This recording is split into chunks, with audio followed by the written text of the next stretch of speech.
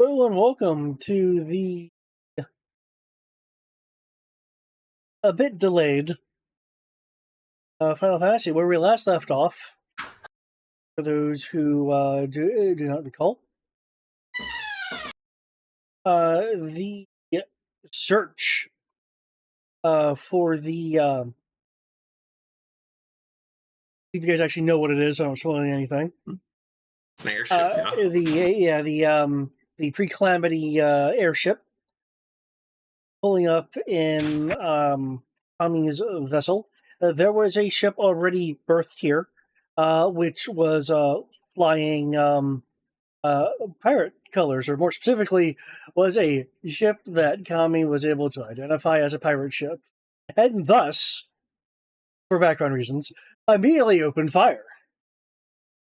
This set off an interesting chain of events where a third party of the Usina variety began opening fire on Kami's vessel, causing it to fall back. While Kami and Ro went to reconnoiter and engage long-range assailants,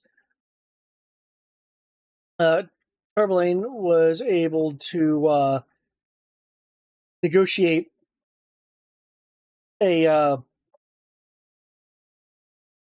kind of surrender / aid of sorts from Captain Minch of the pirate vessel, as the pirates were here investigating, and the Usrina people, which were identified as embers, essentially currently acting as mercenaries to scout and retrieve for a rumored artifact. By all indications, they don't actually know what it is, unlike you guys. And one of the stipulations was to remove people from the area to help secure the site. And they have the added motivation that, from their perspective, a ship suddenly became hostile and piratey by firing on a defenseless berth ship. And between that and the fact that you guys are essentially going for the same thing, a bit of a fight has broken out with the kerfuffle. Is there anything you need to add? Oh no, I said you could call it a kerfuffle. Yes, a kerfuffle. And with the Warframe units that destroyed the pilots themselves, are now in the fray. Right now, the sides are engaged, but who knows what will happen this session? A continued fight, a moving fight, a break off to acquire the artifact first. We'll find out right now.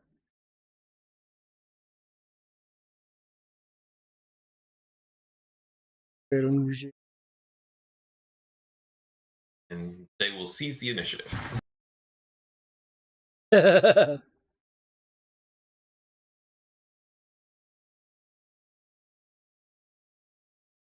And I do like the Sun Point. Too bad you can't easily adapt it to a D20.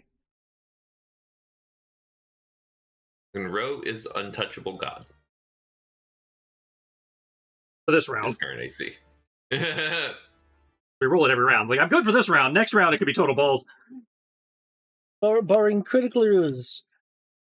And I am grappled, if I recall correctly. Does sound correct. No, because I remember having to clarify that. The the lash wrapped around you and pulled you in, And then but let go, right? But it did not actually grapple you. Ah, correct. It was just a yank. Yeah, it was a yank to get you within like range of other things. Correct. I recall, but I'm about to end this combat right away. So Yeah. carry on. It looks like Kami has initiative. Unless, do I need to reshuffle? No, we we're did that at top. the end of the last session. Okay. Given the circumstances, one, because I'm feeling lazy, and two, because it feels like it'd probably be in character with how this is going, I'm trying to put Kami into a heavy thrust. Okay. Eh, Why? We can move her over here to get flanking. She doesn't have to worry about the water. Oh, fair. He is on top of his His mech, mech. I figure that we're kind of So- flanking at a diagonal with her having the high ground, and Ro kind of having the low ground. Oh, okay. So you're like on a different area of the mech then to kind of have Well, this, look- which looking at you how- can be. Looking at how I'm positioned on the map, I wasn't sure if I was on the mech or still on the ground. I'd say because the mech, because that, the mech footprint is a 2x2, and I'm not on the. the guy himself is also a 2x2, so Yeah, so I assumed the he was mech taking has up to all be the. a little bit bigger technically. Well, I assumed he was taking up the mid. Technically, the unit is taller than it is. Well, yeah, I understand like, that, but I also know so- it's down, so I don't know. Yeah. I mean, if I could be standing on it and still get the diagonal or whatever, yeah, that works too. That shouldn't be an issue. It probably has like an arm kind of Yeah. out somewhere. I'd Okay. say the idea is, just because she doesn't have to worry about the river, just positioning for flank. Yeah. And I was just bringing it up because in this case there is like the equivalent of a rock being stood on. Okay. Yeah, it's like which is why I'm kind of figuring I am, just because it's a sprawled humanoid mech, I'm probably lower than he is, so I have the low ground, he has the mid ground, she has the high ground. Yeah. Cool.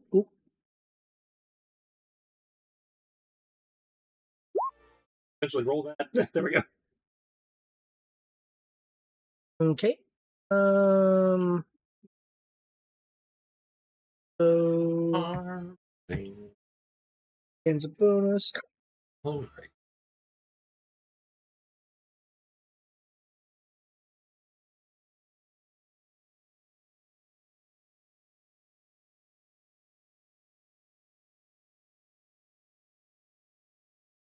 Oh, okay. That's the adjustment. Okay, cool.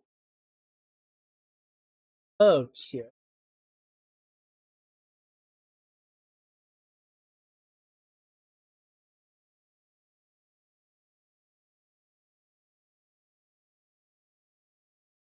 Great start to the evening. Rolled 3 dice, an 11, a 1, and a 2. The heavy thrust of 28. Okay, apparently he has not had time to rearm himself.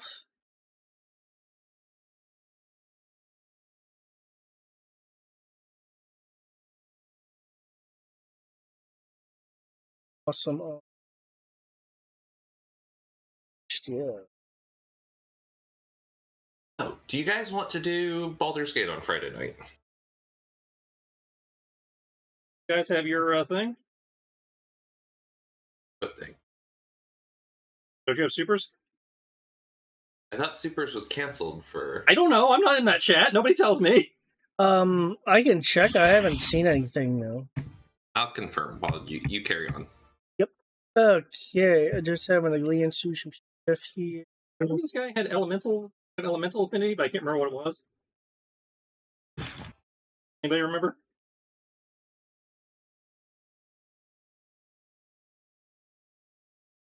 He has like bunch of.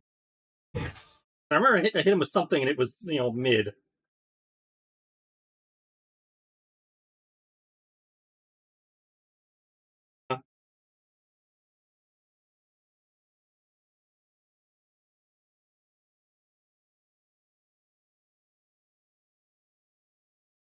Would it be? Oh,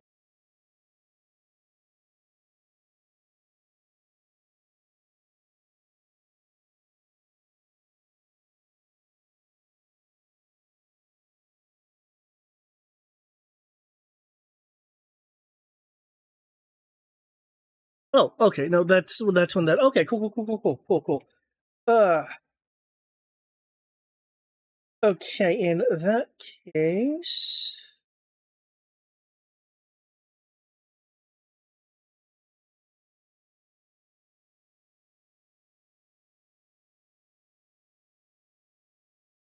with her coming in with her heavy thrust, she quickly um quickly more fully turns, as with her flying he was, tracking her movement with his head, and seeing her going for an attack, he fully turns. Ro, you will um see a grin on his face. I haven't seen something like this in a while. Grunting as he uses his rather large hands to clamp around her arm to try to slow the um attack. This takes me back.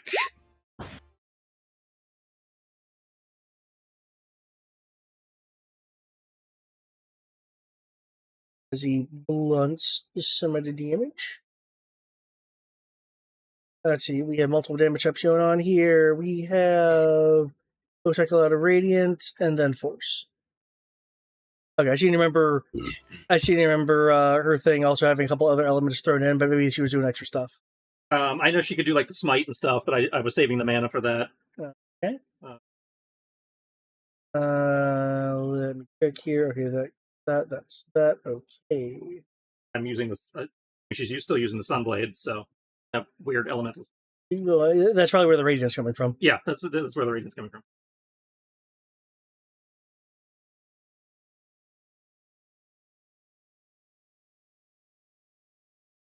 Okay. Once a fair amount off. Have a made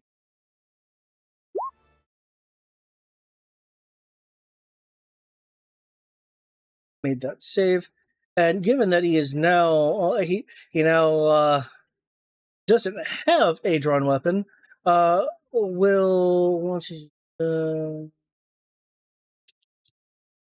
attempt to just kind of go from the grip to slow the attack to try to claw up her arm.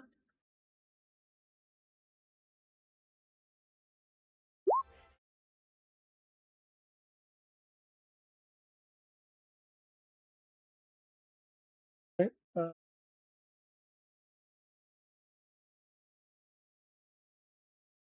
Let's see. Was she concentrating on any spells? Not that I'm aware of. No, she has Hunter's Mark. Okay. Okay.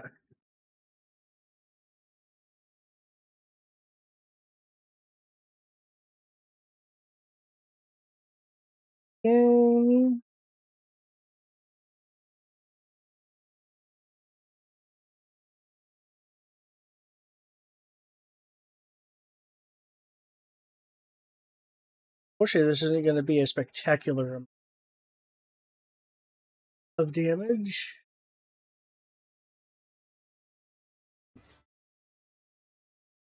Because lots of low rolls were done here.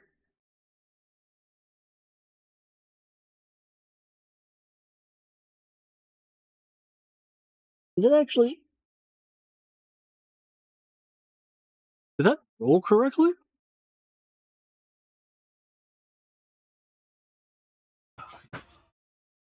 Did not factor in strength for some reason.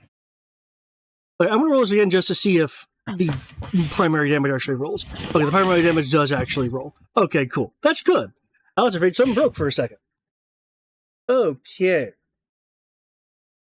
We are looking at a near 16 points of damage. However, there is a number of side effects that occur.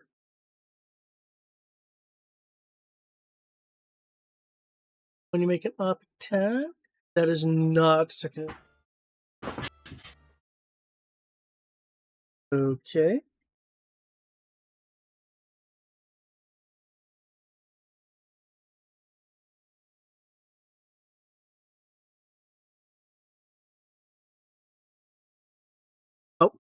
Okay, because or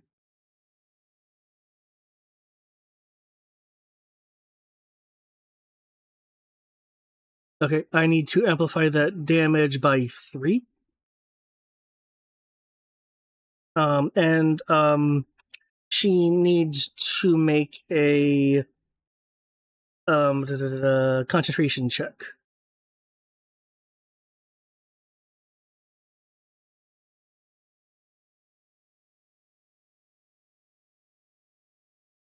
Yeah. What?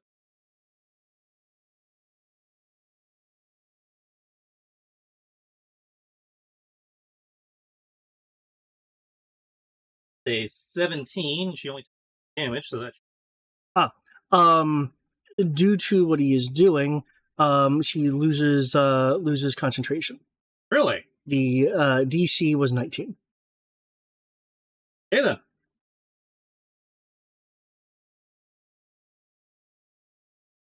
Annoying, but easily fixed.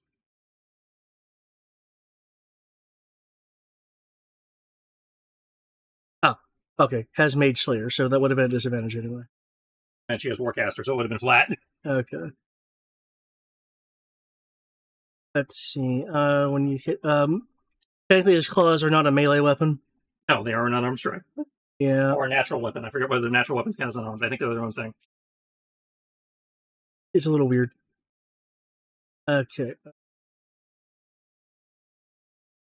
However, to answer your question, assuming you guys are not playing supers, and assuming I'm not forgetting something on the calendar, which I don't believe I am, yes, Baldur's Gate should be fine. Okay. Okay.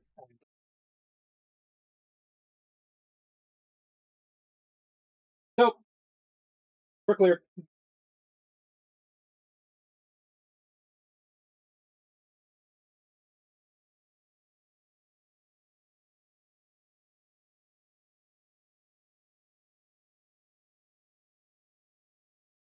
Okay. Hit with a. That's interesting. I do not remember whether he uses bonus action. Okay. Give us a vague, without too much spoiler, what the bonus action is. I might remember. Is like another attack or something. Oh, he has the brawler feat, and because he hit with hit with an arm attack, he can try to initiate. Yeah, I'd say he was doing a lot of unarmed stuff, so he might have. Well, he doesn't have martial arts, so I mean, he was like clawing at us because he didn't have his sword yet, or his replacement weapon. Yeah, well, he can make multiple attacks without. Yeah, I'm just that's what I remember. So I don't know if that means he used his bonus action or not. From what I'm seeing on his long list of abilities, would not have. I'm not seeing anything that would have procced a bonus action. I'd say it's been a month and a half, so if you just want to give him bonus action, I don't think anybody's going to throw a fit. Okay, in which case, especially since Tarpaulin here thinks he's going to end this in a second. I'll need her to make a athletics or acrobatics roll. I think we're going with acrobatics at the end of the session. The last session that we had. Yeah, I saw what you posted, the memo you posted to yourself. Okay. Ooh, natural 1. Ow. With his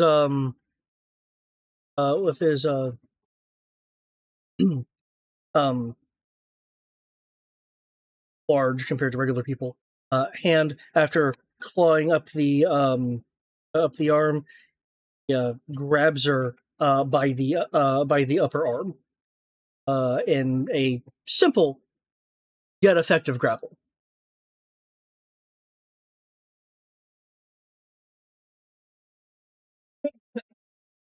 Oh, does that proc something?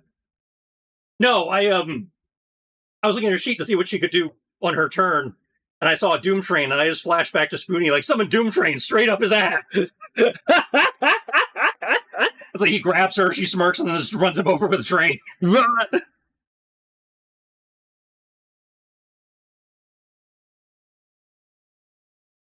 Visual was hilarious.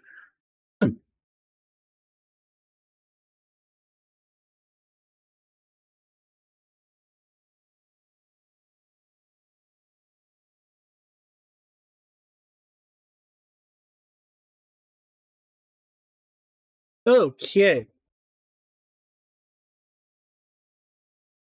With that reaction settled, I believe that's the end of Kami's turn, unless she's gonna. Yeah, that's it. Yeah.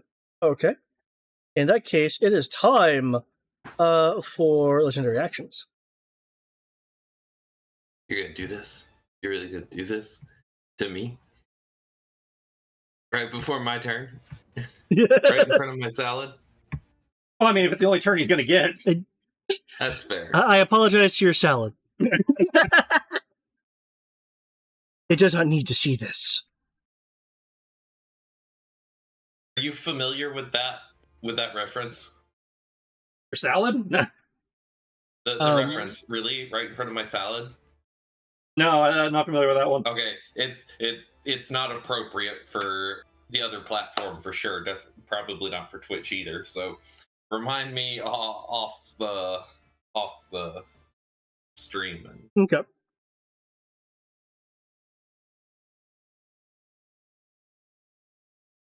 Okay.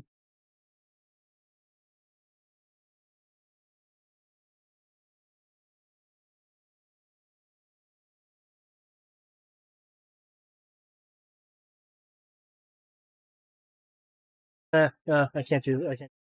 I will instead do just a regular attack. He's gonna form a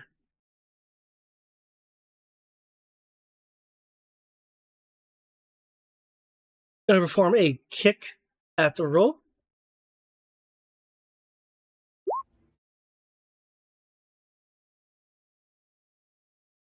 Oof.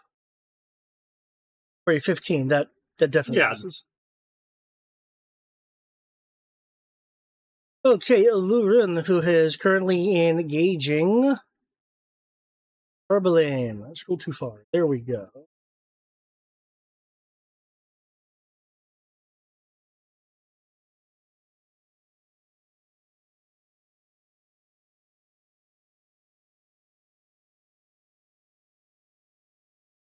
That's right, though. You irked her, and that's okay. She's not going to do that then.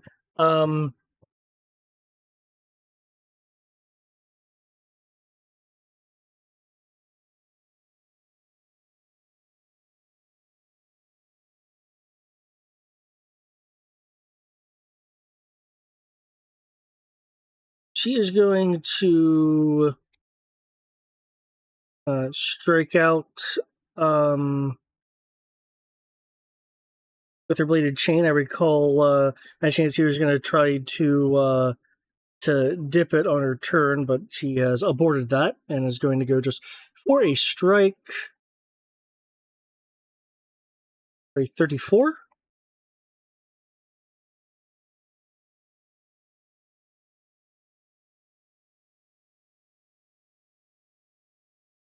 Blah, blah.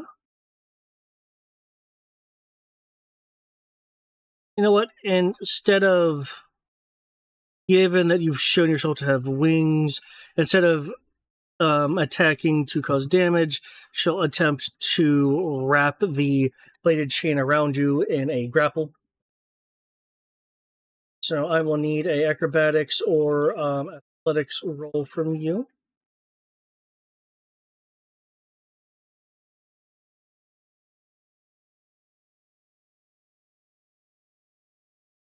Oh, for me? Yeah, that's you. Yep. Da-da-da. Acrobatics it is, because I'm a little more dexterous. 20. Not enough. What's her D20? You don't have to tell me this stuff. I just want to know what her D20 is.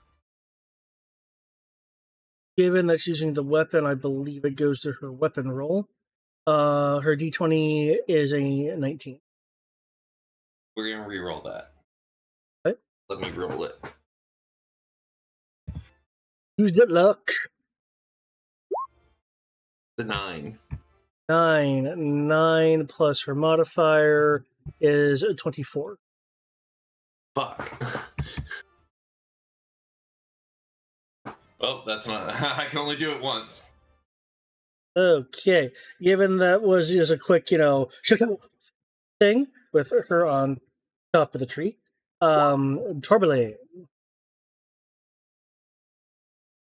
Alrighty. Tarbelane is going to look at her, his eyes glow, and he goes, "Foolish mortal," as he unleashes a blast of energy out at her and the other guy, effectively using his limit break to silence and paralyze all targets. Okay. It's going to be very sad if this doesn't work. Nope. That doesn't provide those kind of reasons.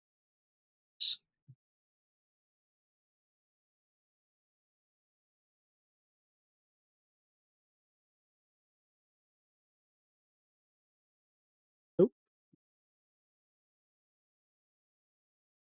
Nope.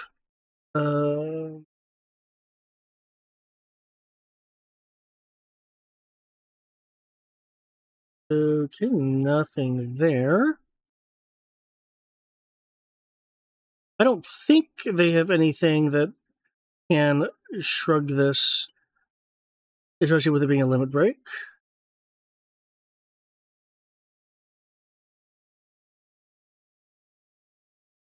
Cool. They're paralyzed in silence.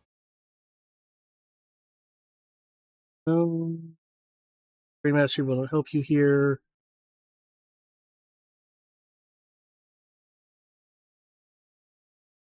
There's speckles on that.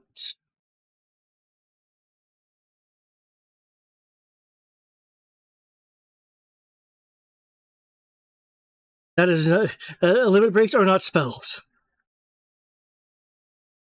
Nope.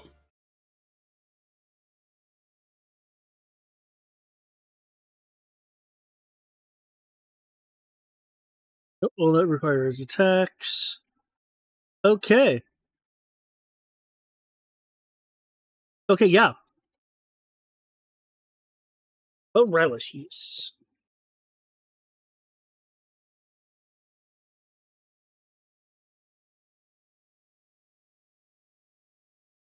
Okay. Now, remind me, because it's been a while.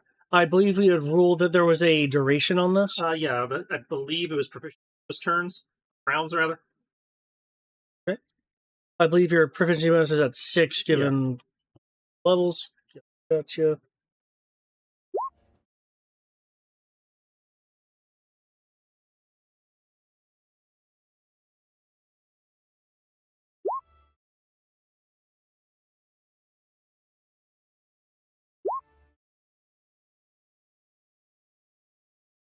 Rito. Yeah.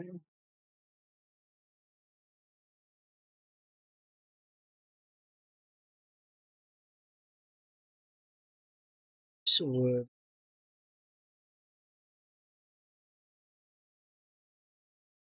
then probably. Okay. Okay, yeah. You have used your limit break. Um, your energy flowing over the field. And if I recall correctly, that's we roll that limit breaks even use up like your Yeah, it's a full thing. Oh. Yeah. Yeah, I have zeroed it out. Okay, how the cabin's going to do over here. Yet.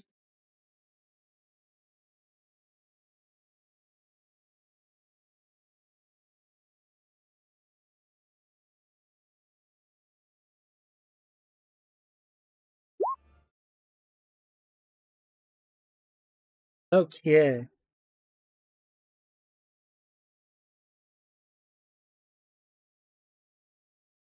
The Captain Minch, having gone through a corrupted zone, has basically a swarm of corrupted changed ants swarm her coming up from the ground as she's moving through the severely corrupted area. She pretty much is sort of trying to wipe them off, or hit areas of her clothing to kind of crush them. The ones that have gone into her outfit.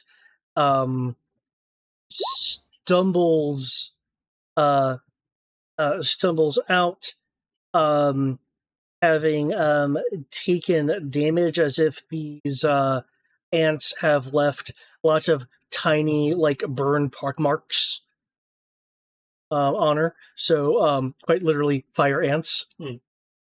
And not wanting to get involved with that, is just dashing to over here. Finally into the fray. Why does the rain make this burning worse?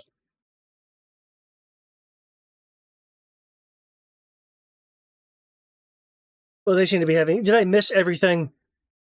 Quite possibly. Well, I mean, we can interrogate these people and lock them up, take them to your brig or whatever.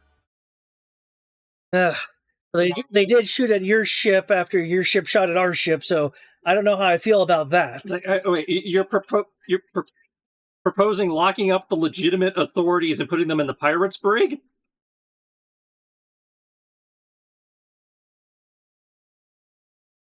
I mean, the pirates are on our side now? Question mark. Did make a good deal. And he puts air quotes, legitimate authorities seem to be ready to just kill us for existing. Which doesn't give them the right of way, in my opinion. Well, I would ask them about that, but I don't know if we're still in combat or I have to worry about my turn, or... If anything, they're paralyzed, so they can't really speak, as I recall. They can like do like short stuttering or something to that. Okay. They have silence on them as well. Oh, right. So yeah, they can't speak. Yeah.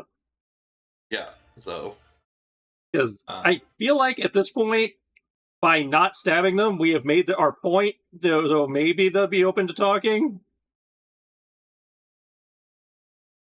Can you give me something resembling a nod? I know you've got very limited mobility right now, but they can move their eyes, I think. Blink twice if you're ready. If you're willing to talk, or blink 3 times if you want us to take this to whatever its inevitable conclusion is going to be. I don't know if I need to roll something for this. We clearly got you over a barrel now. Yeah. If you just want to purely rely on roleplay, you don't need to roll. Just if you are rolling, that's indicating that you're either crafting something to say, putting some effort into it, which you can just rely on the situation and roleplay if you'd like.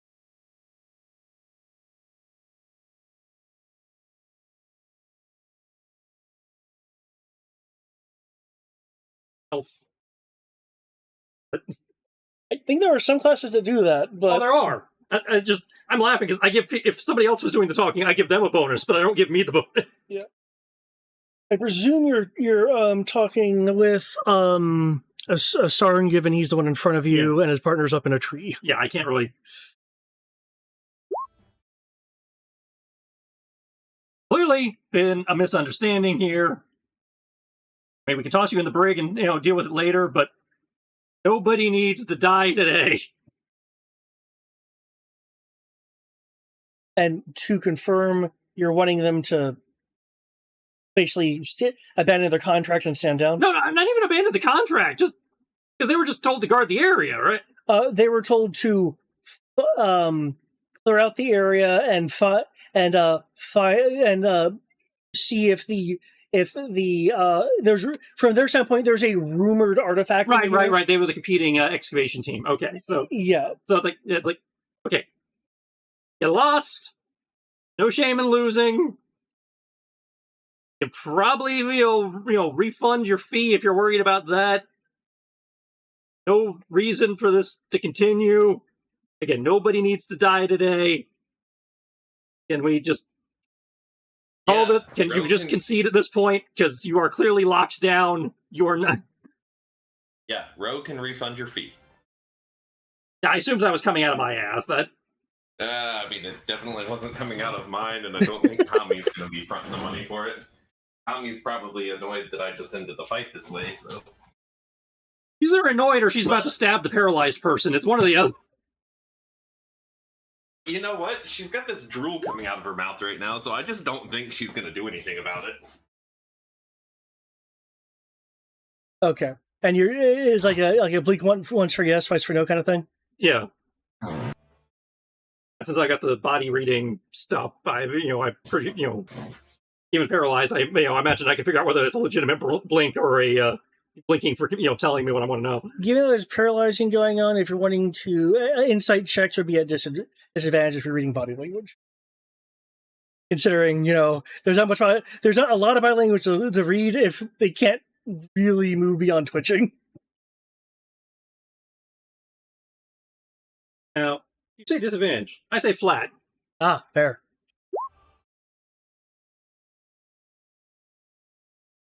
That's right. Yeah. That's right. I plus 17, motherfucker. I need to just be like, oh no, you read this situation. So use my passive insight probably would have cleared this. Yeah. Okay. The paralyzed muscles, for lack of a better term, relax a bit as he blinks. Was it once for yes? Mm-hmm. And is while there probably is a slurry of emotions, especially given what's happened to him, it appears to be a consent to not attack you. At least until circumstances change in terms of if there's a cause to. Okay, they're standing down. I'll toss it. Well, you can certainly be doing that. Arbelane, given where you are, unless you've moved. Though right now the chain is so technically wrapped around you. You will be untangling the chain, probably. You will see Lurin's ears swivel towards the conversation. And I don't even paralyze. I'm not going to have you really roll to know this. She is so quite round up and not willing to stand down. This is the one who I got. The one in your face there with the chain and everything. Yeah. Yeah, this one. Aw, you don't want to stand down? You still want to go? We can lock you in a room with Kami, and whoever's the victorious one lives till the next day. I heard something about detaining her until the next day. Oh no, I said we could lock her in a room with Kami, and we can see who lives to see the next day. Ah. Just put them in the gallery. Well, I can't put them in the gallery because because the gallery is not portable. Once I set up the gallery, it's just in that spot. So. Oh, I know. So that would be leaving the gallery here, and that doesn't really. So I can't lock them in the gallery. They can leave. I suppose I could paint a break in the gallery, and I feel like there should be a meta magic for that, or an arcane roll to lock it. Now, what I can do, since we got we got 30 seconds, give or take. Yeah, at this point, I say you're at probably 20 seconds. I will toss Tarbalane a length of rope. Can you bind her real quick? We'll tie her up. I don't know if that's a sleight of hand. That's a sleight of hand, yeah. It is a sleight of hand. Oh, we're gonna just do that real quick. Mark off a luck point for that. So a 29 for the knots.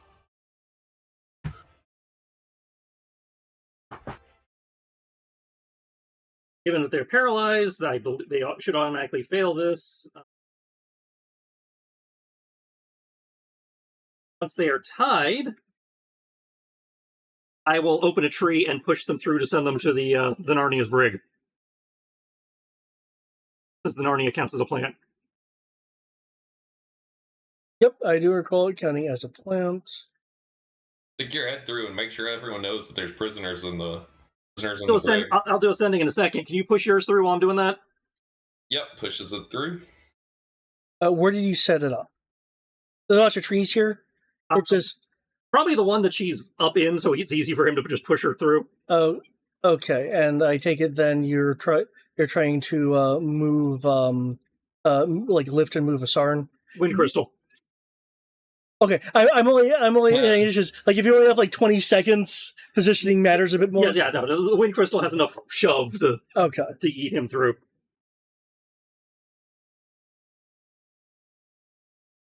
Yeah.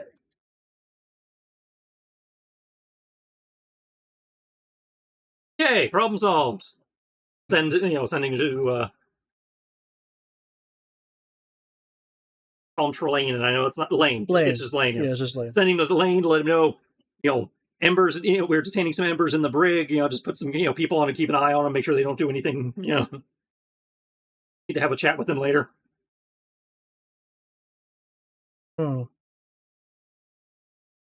Should I reinforce the cell unless you negotiated a non-escape clause? One of them was willing to stand down. The other one still seems to want to have a go. So once she's unparalyzed, that might be a thing. So yeah, you might want to, whatever precautions you feel are necessary for the people that, open fire on the ship. I suppose actually this would invoke a little bit of a retcon. You did not say, or I did not hear you say that you were disarming them. You were just shoving them. Well, one was already disarmed. Well, yeah, but he had secondary weapons on him. No, I did not mention disarming. Okay. They are bound, with 24 to 29, so that makes getting to their weapons harder, and they are in a cell.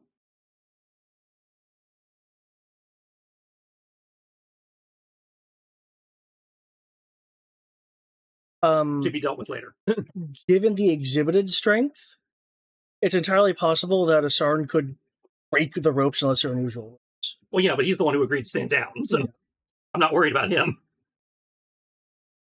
I'd say he was like, he's playing ball as long as we don't do anything, pithy.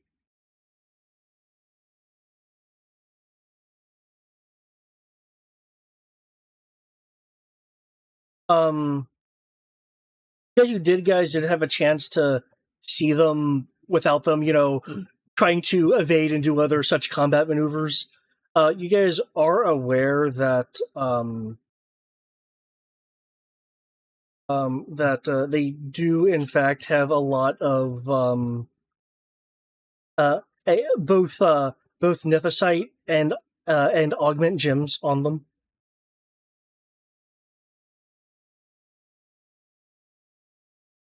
But right now they're in the brig. Yeah, that's the insecurities problem for the moment. All right, so I'm under the impression, since she ran over to help us, that you worked something out. Yeah. Don't ask me the details of it right now, because I seem to remember about allowing my crew to go. Sorry to interrupt you there, but I believe it was some agreement about allowing my crew to be over there. Yeah. Got no problem with you being over there. I'm a little upset though that I wasn't able to join in a bit of a tussle. Though, looks over at Kami. Later. There's plenty of tussle to go around for later. Right now, we all have places we need to be, so let's go be there.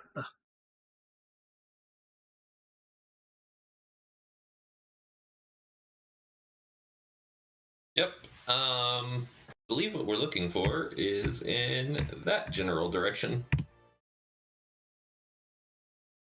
Yep. More precisely, last time I believe you had either through questioning or deduction. No, it was your sense. Yeah.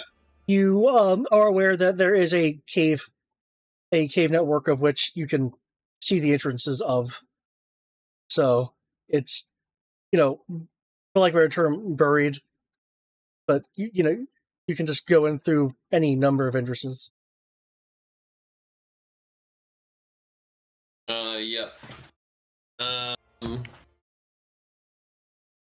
You need that one guy from Boys that just eats the dirt, you know?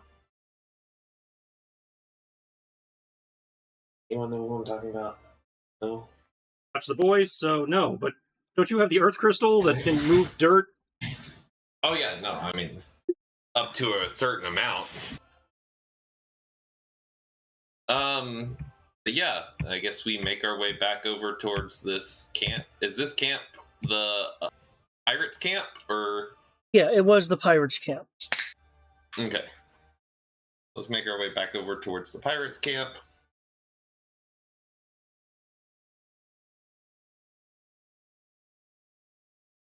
Lava, lava. Lava, lava, lava, lava, lava chameleon. On fire. On Okay. fire. Oh, that's what the red is. Yeah. The red is lava. Okay, then shouldn't we be on this side? You said head back to the camp, so I moved us to the camp. The lava is there's a camp on the other side. Yeah, and the lava, just to clarify, is on the upper part. It's up where it flowed down to the lower area. So both entrances are still accessible. Okay. Lava. Why'd it have to be lava? We're gonna take a short little resty poo, or nah? I don't think we need it. Never mind. Given the situation as it is, I'm just going into, because you guys essentially have unlimited time.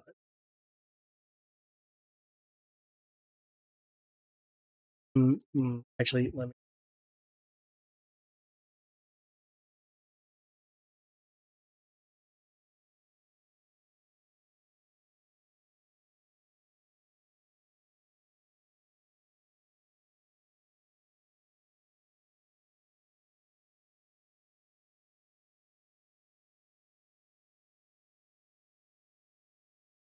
Okay.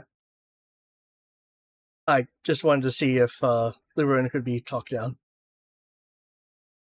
Okay.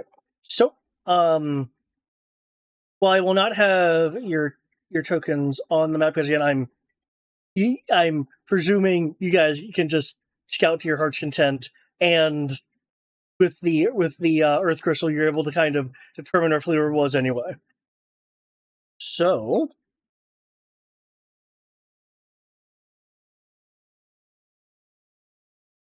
Hey, we found it. No. Well, damn. it is buried. And the cave network is kind of like formed around it just through the passage of time. Okay, so there is still an obstacle here. Okay, so clearly we're going to need the Earth Crystal and some shovels, and we're probably going to want the archaeologists to look at it to make sure that we dig safely. We should have the archaeologists look at it first to see if maybe there's some weird warping mechanism within it that we can just warp it out of the mountain. That's also reasonable once we've made sure that the cave is secure enough for him to come in safely, which it sounds like it is, considering we just time skipped the entire dungeon. Yeah. No boxes, no monsters. This is a very lame dungeon. It's not a dungeon. It's a fucking cave. Cave, dungeon, a place where loot tends to be found. I'm sure there is loot on the plane. I mean, the airship is the loot. I'm not. Oh, there's probably loot in the airship. That's what was implied anyway. Yeah, 1,700-year-old peanuts. Hey, they were better back then. Sure, but I mean, do in-flight peanuts last that long? Ask one of my friends at Southwest Airlines. Not sponsored. I imagine the in-flight wine has turned to vinegar by now.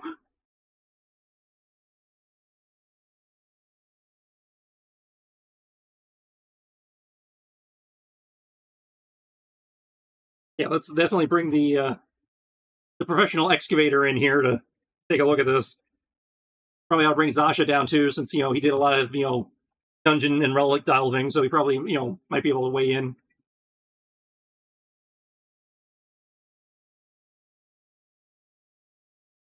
That Dasha will be assisting since he has the ability to do this. So when Benji here, ooh, that's a roll. When Benji here sees it, oh, whoa, oh,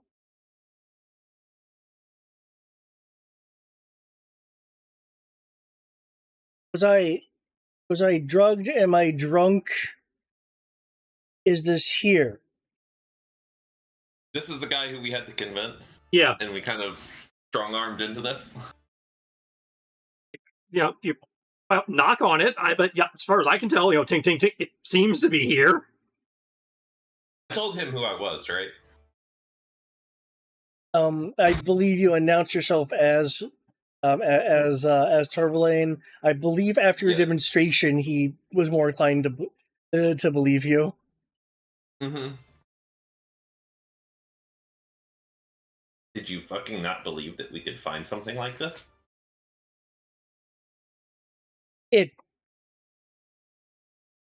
It's been so long. It could have been in pieces. It could have been.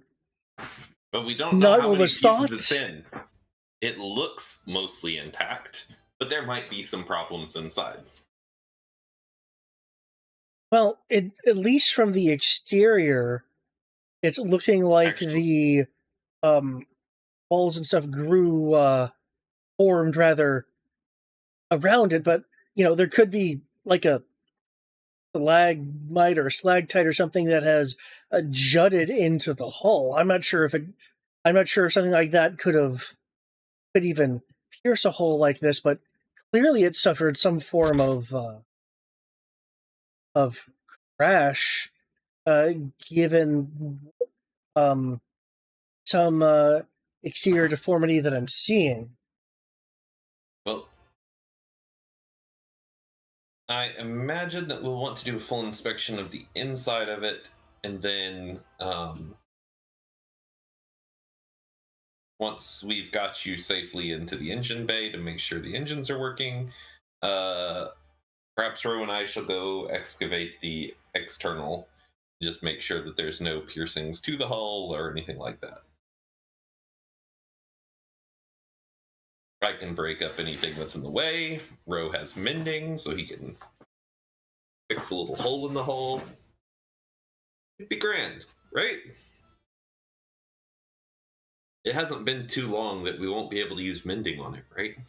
I mean, mending doesn't have a time limit. Unfortunately, I don't have mending. That was Amuro's.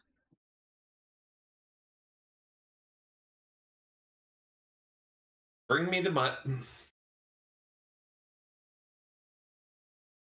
The armor will be available I could have sworn that it was you who had mending. No, I have carpentry. I'm the guy who does all the fixing of the ship, via woodwork. Okay, so you'll make the wood patches for it. That's like, I can handle the wood. Amuros was the guy who handled the metal stuff, be it mending or forging. Okay. And I'll make sure any rocks are cleared. Be grand. Presumably, that's right. That's right. The earth shaping like this didn't really drain much of mana from you. You're essentially just cantripping, constantly. Okay. I believe Shape Earth is a cantrip. It is. Oh.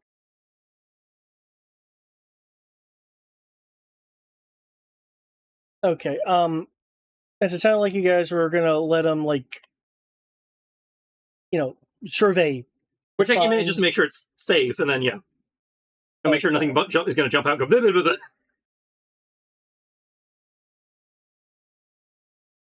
So, assuming that you don't have a dungeon set up on the ship, because that's why we're all staying together for going through the ship to get him to the engine room, then going through the ship. That's my theory, is that there's going to be more of a dungeon on the ship than there is in the caverns. Definitely from the interior, it looks like it has been through a sizable amount of shit. Because there's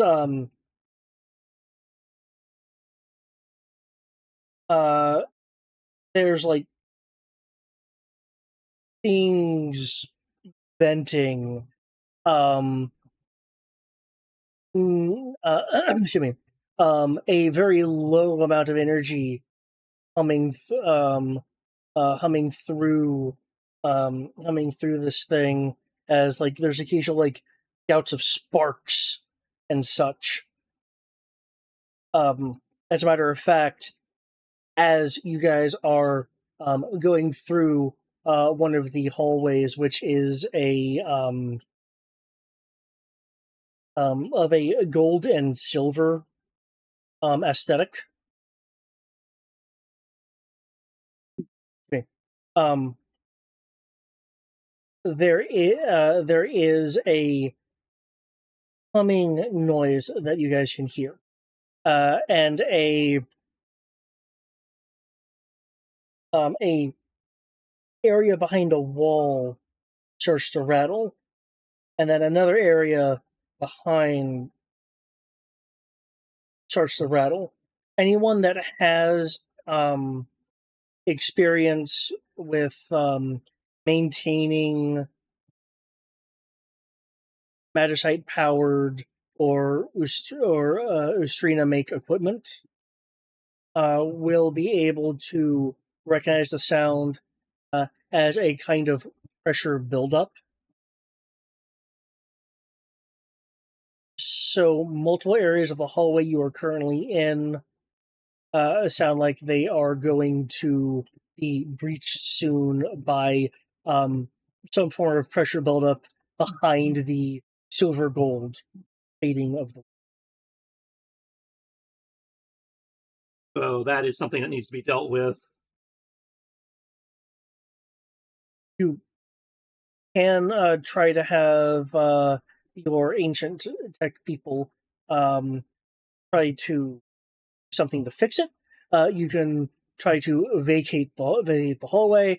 You could try to intentionally burst some other area, so there's a vent somewhere that's not the area that you're occupying. There's a couple options here, but you guys can hear that it is a imminent event. Wait, what's imminent? Sorry, I zoned out. A pressure buildup, multiple points behind the walls. That sound like they're about to burst of the area that you're walking through. You guys are walking through it. Do we know what type of pressure? Like, is this like a steam situation? Is this you said magic? You said magic, didn't you? I have a question as well. Is it possible to use the air crystal to sort of feel out for a vent? In a similar way that you can use the earth crystal, Rogue can use the air crystal for a number of miscellaneous things. Do you want to changes in air pressure would make sense, I imagine, under that? I mean, it's not on the list of things of abilities, but I could give it a shot. Yeah, are you wanting to like sense stuff or actually alter pressures? What again? What what can we tell? What system is about to overpressurize? Well, he doesn't have What he doesn't have a schematic. Well, I mean, I wasn't sure if it was like It's- clearly, you've seen like how like modern Navy they label the pipes and shit. I wasn't sure if it was. If It's in the ancient it's the pre-calamity language. Then you should be able to read it. say Oh, yeah, that's it fair. is. It is in it is in a it yeah, actually yeah. So Torblaine can in fact read. Literacy is a thing. Okay. In that case, then you, Torblaine, are able to read the ancient variant of the language, though for you it's just the language. Hence the ancient prefix.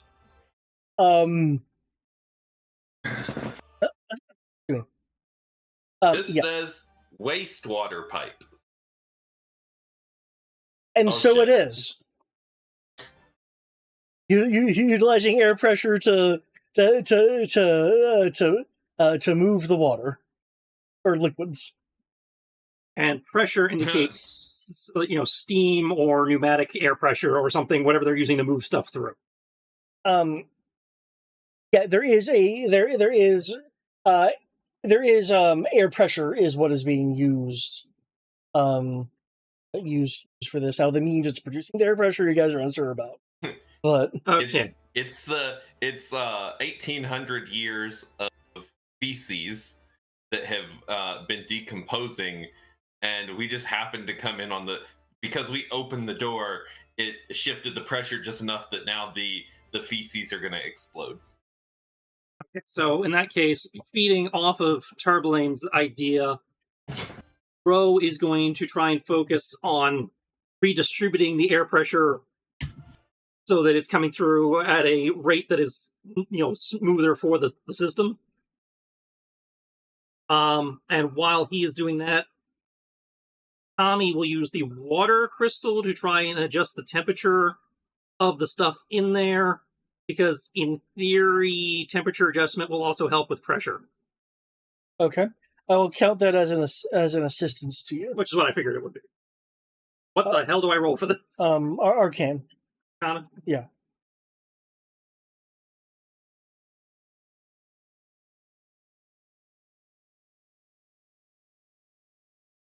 Okay, not terrible. Okay. Just so you're aware, the DC was 20. Woo. With the build-up being imminent and a quick glance and exchange of information around, Ro and Kami operating off of Tarblaine's information, will be able to have the building noise simmer, lower in volume, the some of the vibration areas behind the walls begin to become less aggressive and more thinning out. With that roll, or between you and Ro and Kami, you are able to get an inkling that with you guys stabilizing it here, that is inherently redistributing pressure other places. Yeah, we need to find the release valve to actually let it out. Yeah. Given that you guys are moving as a group, I know at the moment it's kind of seeing what's here, but it's sounding like you guys want to make this a bit more of a priority. Is that correct? Ideally, solving the 100%. pressure problem before something actually explodes and makes our life harder would be a good idea. Yeah. Yeah. I imagine there should be emergency release valve somewhere around here. Engineering. Okay, because Charlene, you can read the labels, that really does help with the navigation. Kami can too, and Kami is a better navigator than I am. I'm just saying.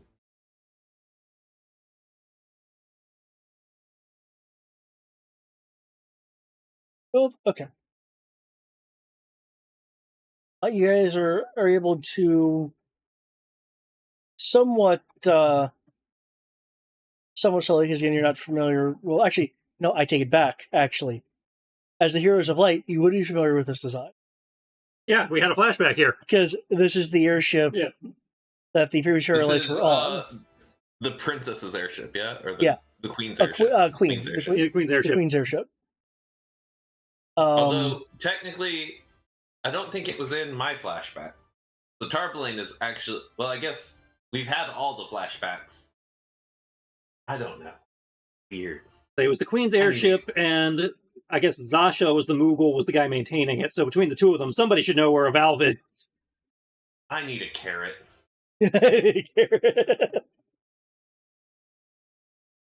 Okay.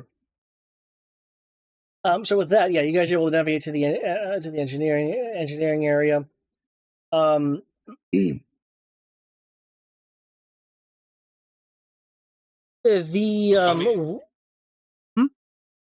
Did we have a map for the inside on the flashback or no? The previous Heroes of Light were essentially, given a tour. They weren't necessarily given like a paper map.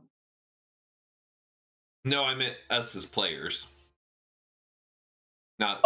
No, I did not give an interior map. Okay. Aside from the bridge. Oh, carry on. The engineering area is a combination of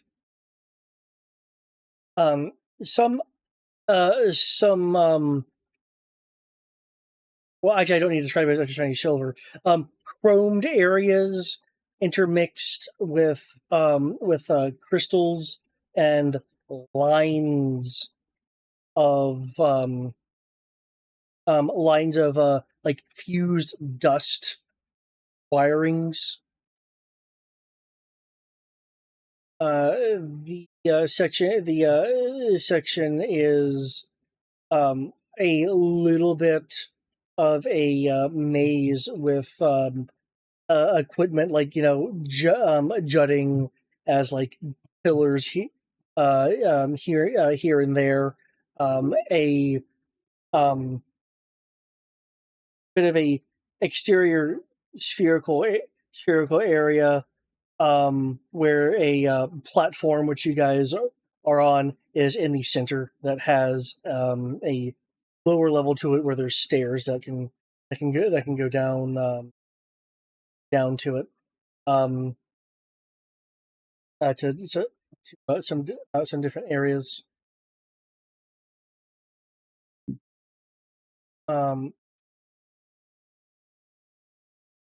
Kit Kat and Venji are going to be looking for a valve or some control mechanism for the pressure.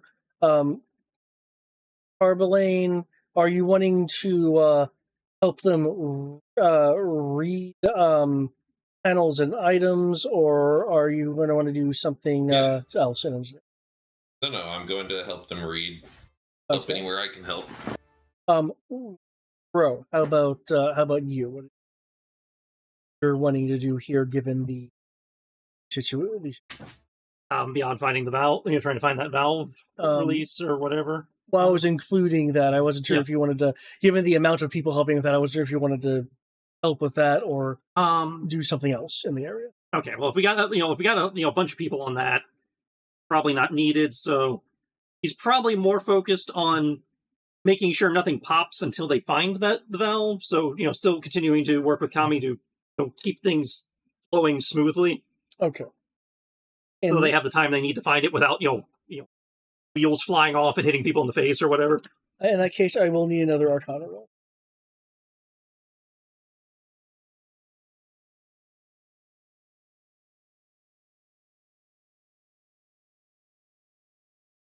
Lower. We're kind of taking your time.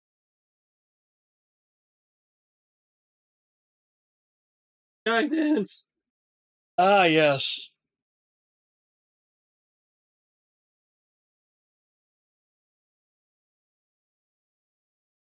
I can do for Arcana specifically.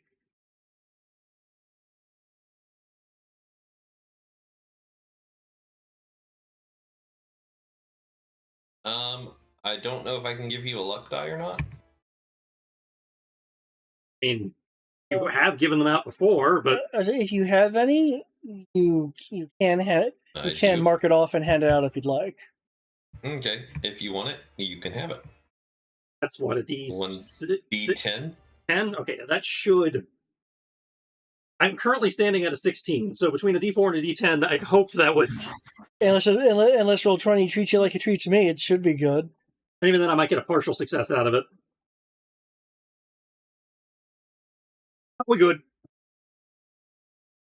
What were you standing at?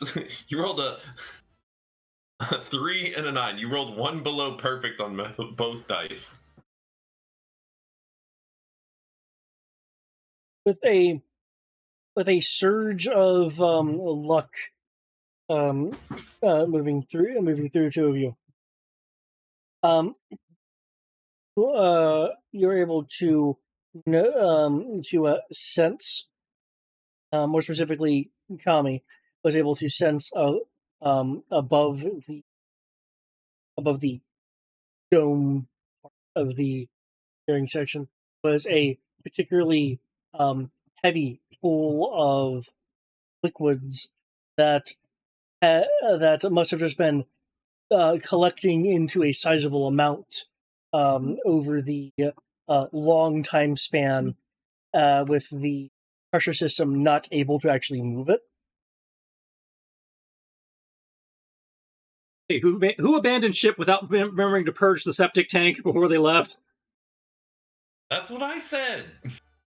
I said it's 1,800 years of feces that we've gone and disturbed on the ship because it's been in a perfectly pressurized containment until we open the door. Then it becomes the shit demon from Dogma.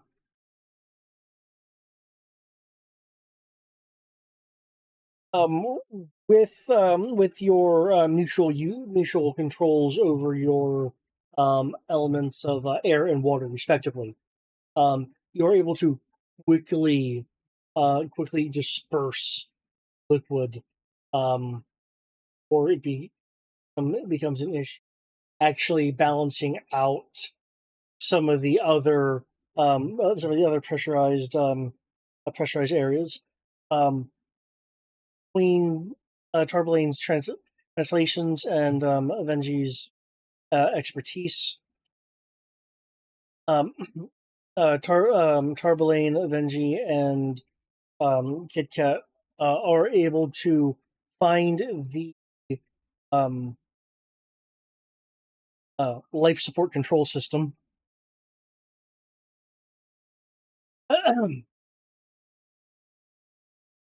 And Kit Kat is actually able to figure out that what site power is running through the ship is being drawn from the cave itself. So it's basically in low power mode and drawing power from the cave, or is it actually needing the cave as fuel source? It's passively using the cave, so it's not at zero power. Ah, so in theory, it has a charge, and we can turn this thing on. Or is this more like maintaining emergency power? Venji doesn't believe there's enough power for that. Okay, so it's more like emergency power. Yeah, as with fiddling with a few controls, with Tarblane's assistance for interpretation, he's able to note that by essentially kind of resetting and properly activating the pressurization system, it will routing most of the power for that. So if this is done in its current state, there would be issues, say opening doors. It would you'd essentially be having to manually open doors versus just toggling doors. Okay, so we have to dig this thing out safely with all the lava and stuff around. Then we have to figure out how to power it. And once we figure that out, we'll know whether it's even airworthy. Yeah.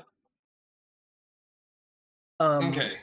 So Venji will say, oh yeah, there's a bit of a power concern with like doors and such, since it's operating at like a I don't know, like the Magicite equivalent of powering a heating stove. Who in the past thought that a powered door was a good idea? What is wrong with hinges and spinny wheel things? Hey, powered doors were all the rage. I thought they were great. I mean, yeah, and then you lose power and suddenly you can't get out of the bathroom. You just force them open. Just slide your fingers in, pull it apart. Like it's. Never mind. You're too young for that.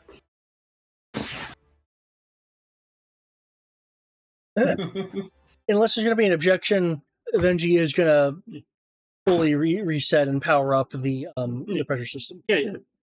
That's the thing. That's the priority, because the ship blows up if we don't do that. Okay. There'll be a sound all through the walls as it at first is a sound, rather sludgy sound, and a bit of like light vibration throughout the ship, as things even out and begin circulating properly. Now, what this means for you guys, if you're going to continue to do a preliminary on the ship, because getting the doors open isn't really the issue. You guys do have the strength and ability. What is more of an issue here is just the strain of doing so if you're physically performing the act. So if you are physically opening those doors, I'd like a Constitution saving throw representing things like maybe pulling a muscle or causing okay, things of that nature. Con save, not like athletics or something. I was about to say, not a strength save. Wouldn't that be a strength save? Well, it sounds like he's talking pulled muscle. It sounds like he's talking more about an endurance type situation as opposed to an actual strength of doing it. But I mean, if you're damaging part of yourself, that would be probably the definition of a strength save versus a strength roll. Constitution is your health and your stamina and your immune system. Fair, but strength is your muscles. So, I mean, there's very rarely ever a strength save called for. But I feel like if you're worried about hurting muscles, I mean, it doesn't change anything for me. It does. It is a point. But I can do this. I'm just gonna burn 2 points here. So he's just gonna roll a luck. We're just gonna call it a luck save. Yeah. Well, I mean, you do bring up a good perspective. So I could say either strength or constitution. Okay, I can see either or. That's fair. Yeah, because it's not athletics, because I'm not doubting your ability to open the door. Yeah. But like that's because I know you do dex saves and stuff in combat. You do constitution saves for poison. You'll do an intelligence save in combat sometimes, and a wisdom save, and charisma save. But I don't think I've ever had to roll a strength save. For Let me air, roll this. I'd say strength Let me saves roll normally come this. up when somebody's trying to move you around with like wind magic or like knock you over or something with like a dragon swipe. Let me roll this strength save real quick. Oh my good god! Let me burn one more point. I'd say because when you guys were fighting the trolls in Gaiden, their attacks had a strength save attached. yeah. Man, I sound like such a bitch because I was so frustrated with everything else. I'm sorry. Okay, I just know you're a bitch sometimes. Jesus Christ! I guess I'll take the 13. Like that all the time, all Friday. Guess I'll just take the 13. Okay. Burnt 3 luck points for nothing. I mean, I guess the 13's a little bit better than what would have been a 5 strength save or a 4 constitution save. Sure. Okay. With that roll, I am glad you did not roll lower than 10, by the way. During your course of going through things, row with that 20. You're good. A bit exerted, but you're good. Tarblade, on the other hand, you pull a muscle, garnering you enough strain for a point of exhaustion.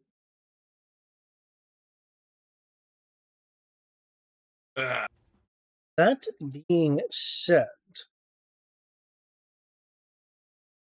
wait, hold on.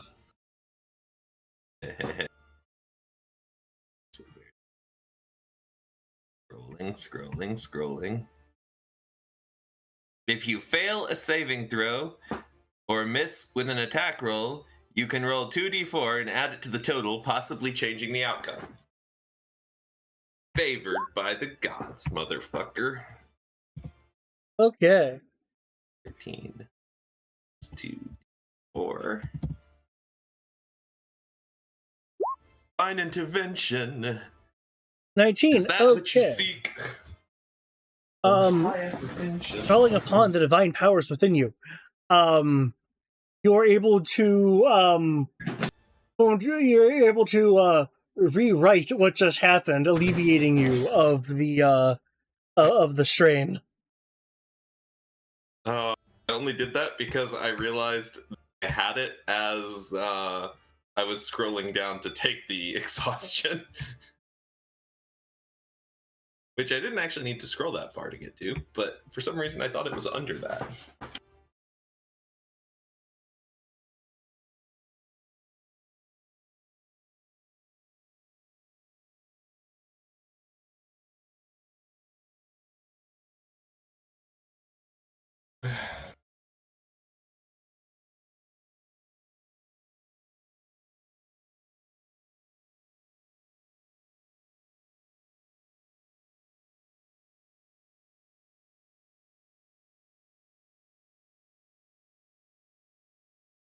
You will find a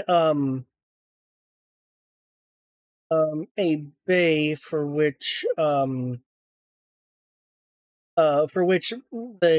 previous heroes of light probably had seen, though not actively in your current recollections. It tricks you as if any of you have been like in a nympha. If any of you have been like in a nympha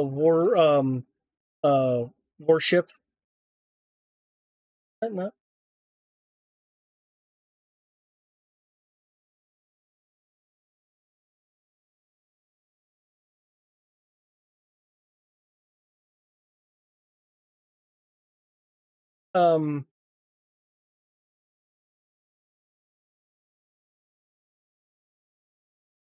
Okay. An warship. It basically is it's basically a hangar bay of sorts.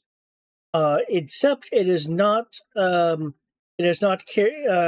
carrying any kind of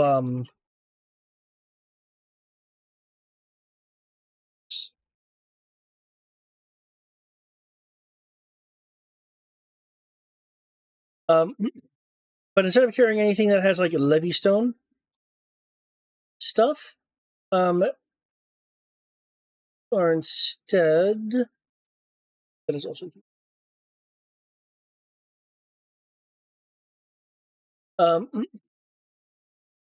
seeing a an area that has been damaged and kind of swallowed up by some earth, but very clearly of the bay that is intact. See a couple of things. I'll be loading up. Do you want me to blow up the images, or just put them in the Roll20 chat? Either or. Yeah. This is a. Where is this? There's a hangar. We found a hangar inside the ship. Oh, okay. Yep. A huge construct of some kind. The red bits look to be some form of, well, red magicite, as opposed to the regular magicite you guys are That's the seeing. kind of magicite that makes you fall in love with people.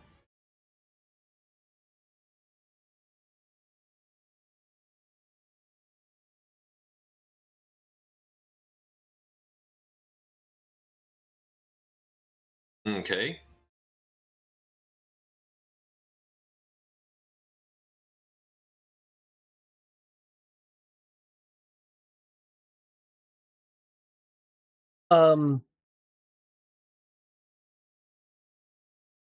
And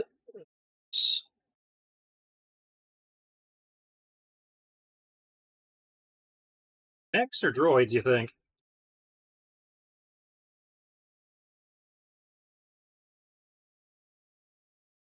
No clue. That's not my area of expertise.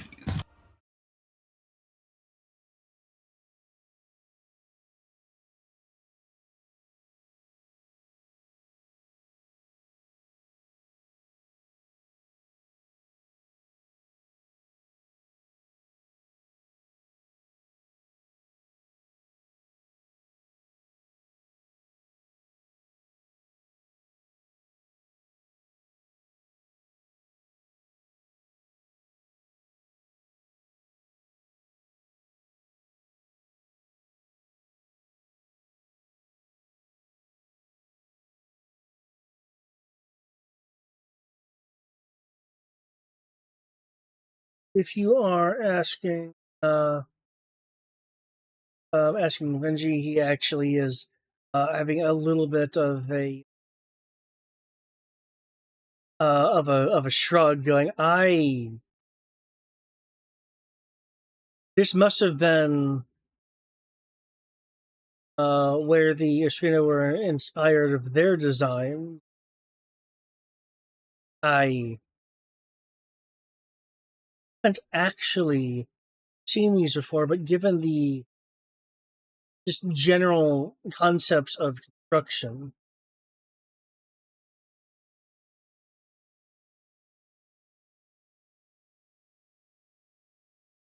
yes, I'd say these are some form of vehicles.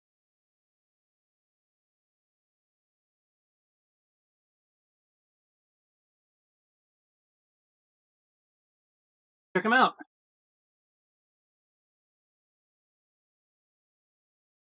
Wait, hold on. Is this where we get our Power Ranger suits? Um, All we need is the big talking computer in the system.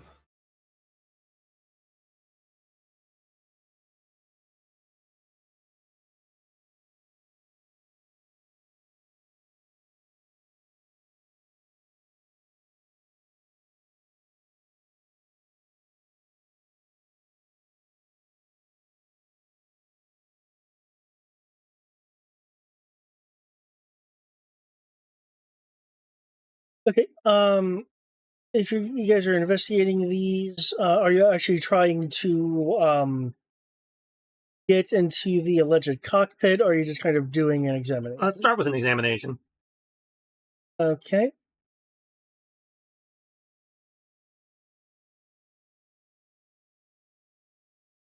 You want me to just give a general description, or is there a specific information you're trying?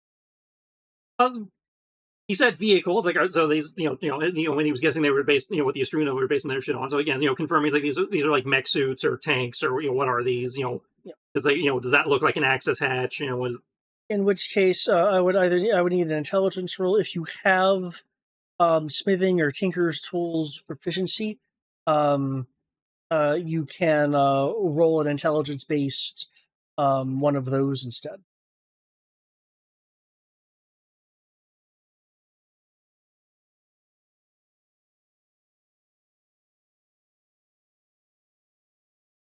oh Okay.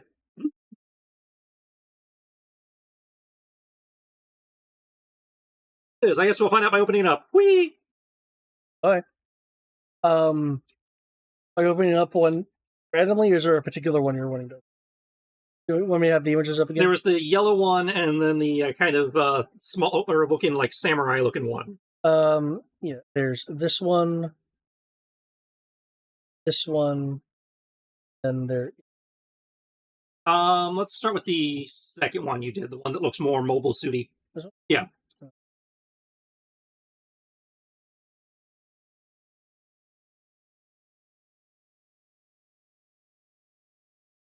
Oh. Ignore my notes. Oh. Oh no.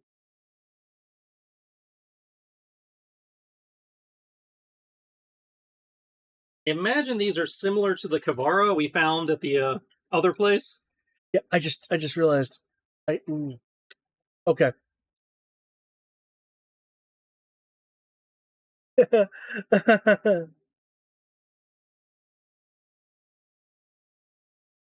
I see. Well, I'm still going to use these. Just ignore any mentions of.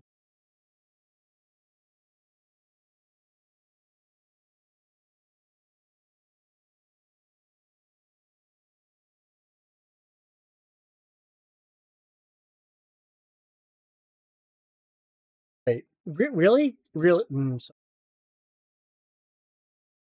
Give edit permission.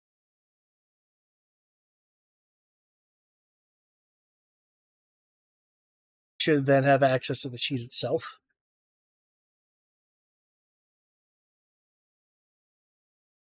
In the fullness of time, apparently. Sometimes when this happens, we have to close it and reopen it. Okay. These are the sheets that for the new mix that we just got. Yeah, here we are. Yeah. There we go. Ignore any Ustrina notes. So the Crayburn is not an Astrina mag. Okay. No. Its methodologies are using Magicite-esque. Oh look, a strength saving throw. Now note, if you pilot this thing, the stats will the proficiency bonus will if it's higher will raise to match your will match yours, or rather if you're higher than it its proficiency bonus becomes that. Cool.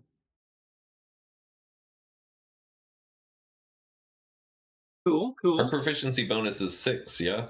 Yeah, which I believe is what you guys have anyway. Yeah. So there's no penalty for using it. If you were to say have proficiency 4 and it have a higher proficiency, you would in fact not be good enough to use it at its maximum potential. The hits will essentially shift to match yours. There's a bunch of statistics that change once you guys actually go in, are actually piloting it. Well, this confirms it's a mech again, like the Kavara we found at the that other temple. There is a speed listing here that actually isn't listed because I'm going to have it match hover speed. I guess you can't.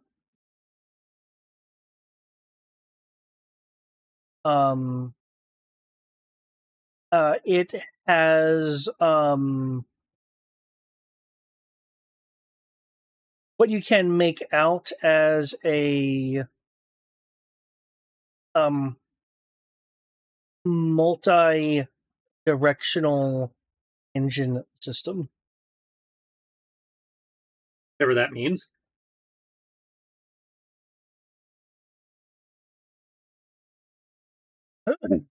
Once you guys, looking at things a bit more, I can give it a bit. Guess we should check out the other two. Yep. Hey, are you want to go to the multicolored one next? Sure.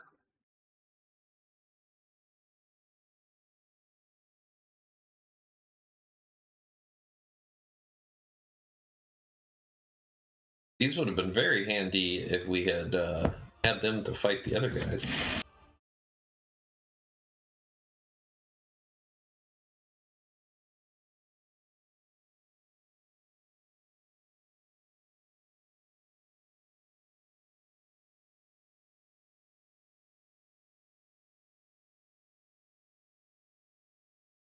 I wasn't mine loaded this time. But mine loaded. It's just doing that thing where my cursor sticks to it. Oh, that sucks. Yeah.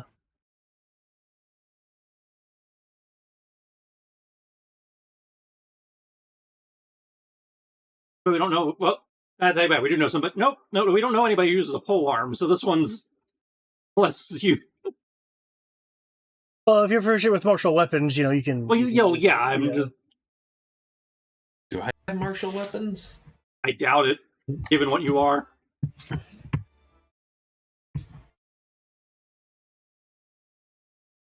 have improvised weapons. It's cool, but it's main weapon the naginata. Just again, nobody uses pole arms. Yeah.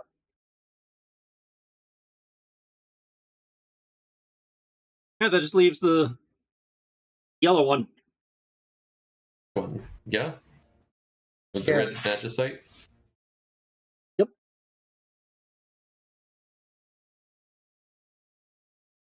I'm presuming, by the way, so correct me if I'm wrong, when you board these, are you leaving the cockpit open to look at stuff? Yeah.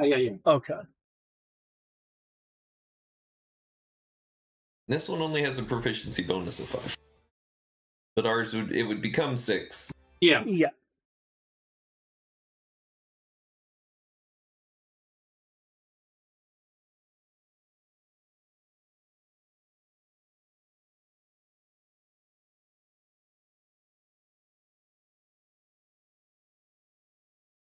This one looks, ranged and misdirection oriented, so this one might be a good one for you.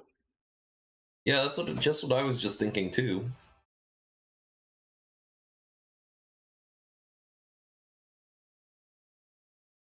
It has condition immunity to exhaustion.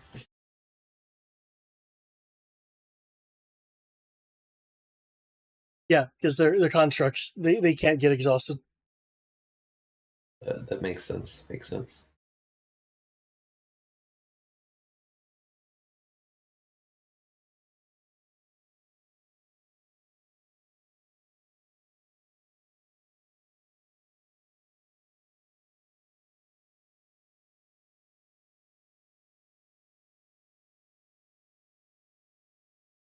This will probably help when we have to storm the island.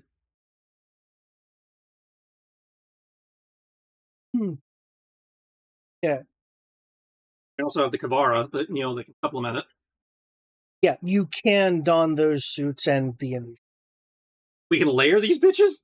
Well, I mean, you, in the sense of when you get out, you can you would then be in the suit. There's not like a You can't get stacking those bonuses. thing that goes on. I understand that. Just the idea was like I can wear a mech inside of a mech. It's like, oh wow, that's We can be Russian nesting dolls. You guys technically don't know that yet, but I mean, it's not like you guys are going to be investigating these a bit further. Yeah. Yeah. With the exploration of the rest of the ship, there's a number of damage points that there are, you guys are able to determine that there is a definite amount of um, system some amount of system damage.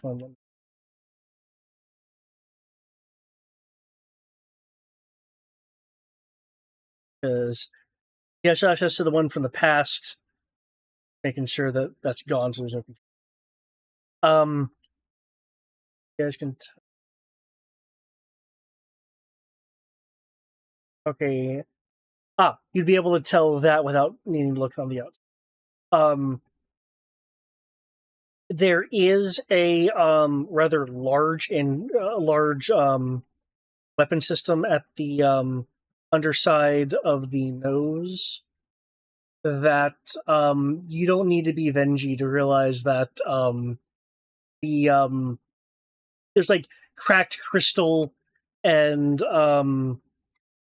dust suspended in the air where they were forming lines of connectivity. You get the sense that something that required a heavy amount of magical power is no longer able to get such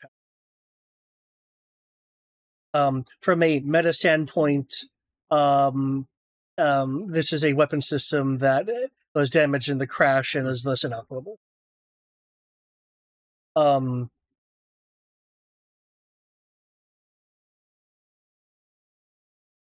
This exploration, by the way, will be obviously taking like on the order of hours if you're wanting to go through things. So with that in mind, if there's anything that you guys would like to abort and split off during the exploration time, feel you need to do something and not be a part of it, feel free. If not, then you'll be apprised of everything here.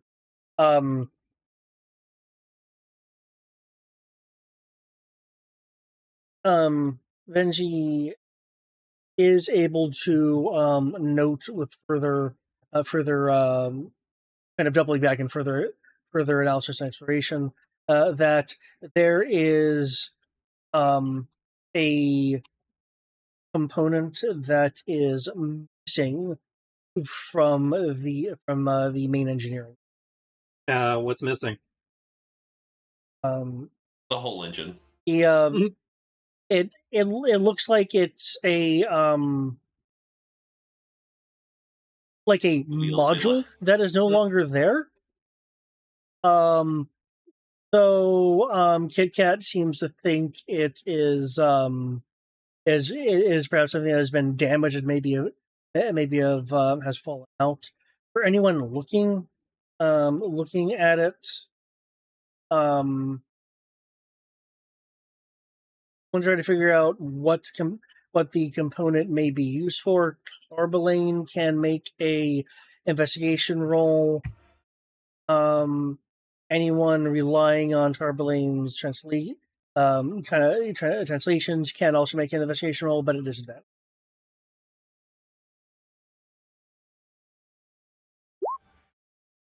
Dirty 20.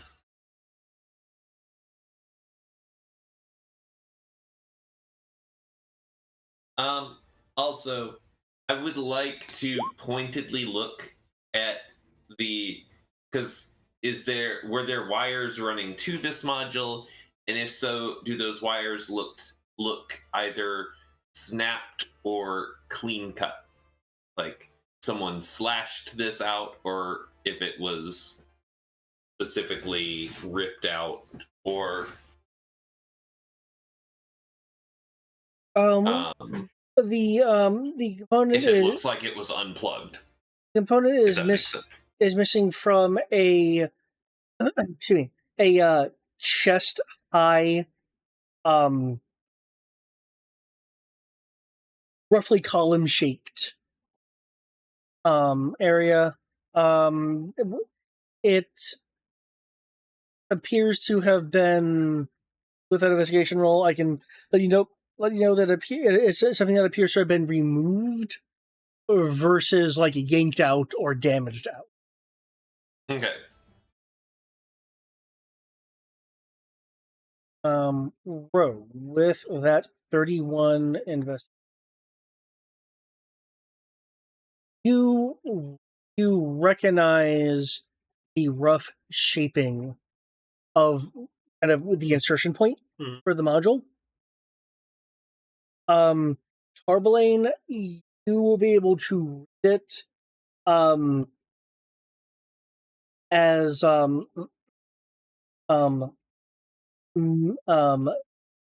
mist generation.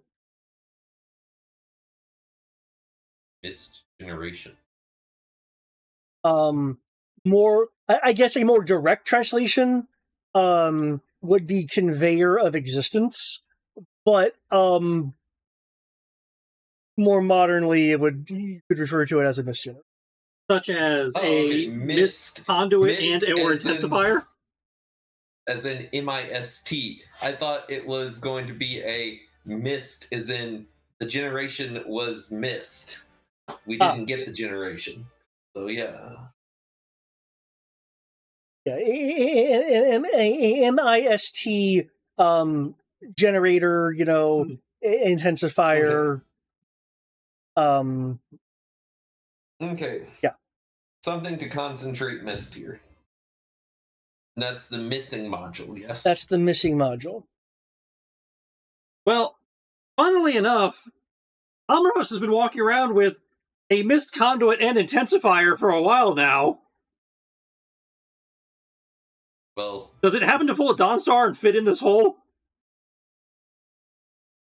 You're talking about his crystal? No! We picked up a key item a while back. It's called the Mist Conduit and Intensifier. It nullifies anti-magic fields and upgrades his spells. Because it's producing additional mist. Additional mist, yeah. As it allowed him to cast, he cast a spell at 1 level and it counted as 2 levels higher. Does it work?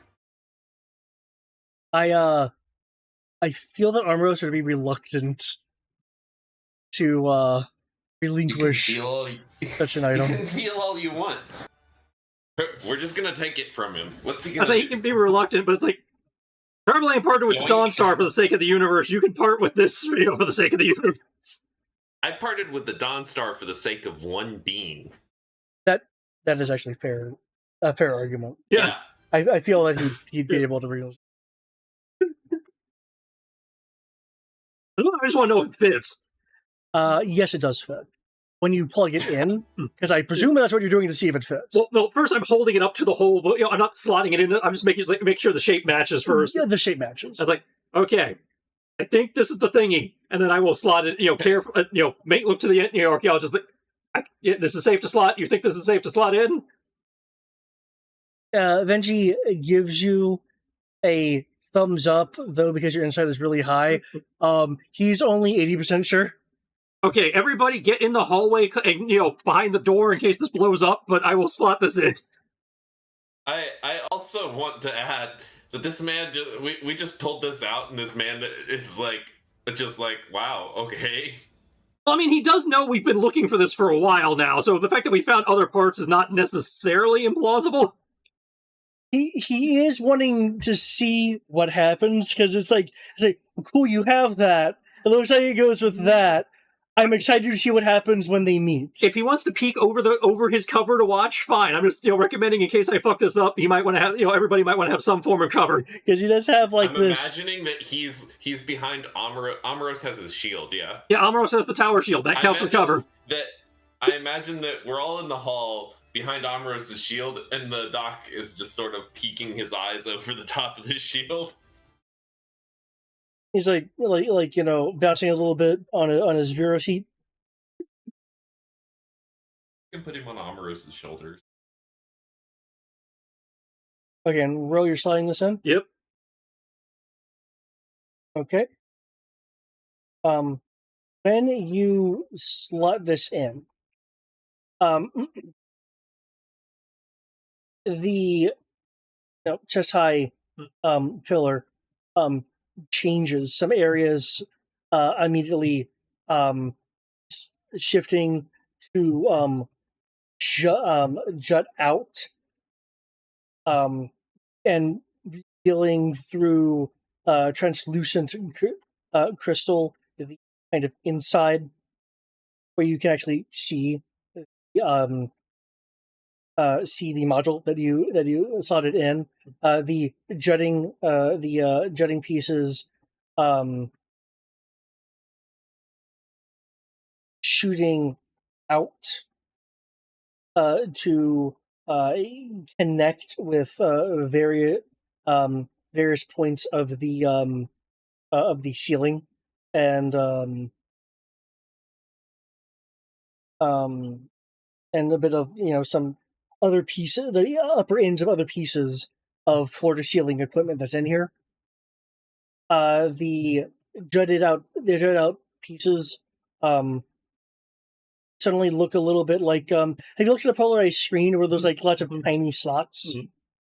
The level of mist in the engineering room immediately thickens slightly to be a more perceivable level. Various systems that were off are now lighting up. Dormant areas of crystal are now beginning to glow in various colors depending on the system you're looking at. The sphere around the platform that you guys are on begins to change its color, kind of like is running along the plates to be a kind of a more of a marble shiny color to it as the room cools and mist is coming out of the surface of this spherical plating. Areas where lights are dim become brighter. You guys hear noises from other areas of airship as things are coming online. Excuse me. There are now various sounds coming up, some of which are clearly of an alarm kind of nature.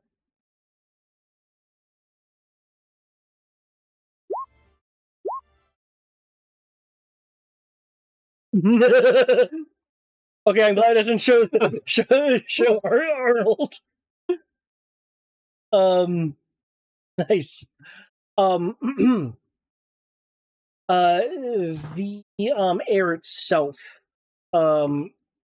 takes on a much much cleaner, less musty scent, as whatever is going on seems to be purifying the air.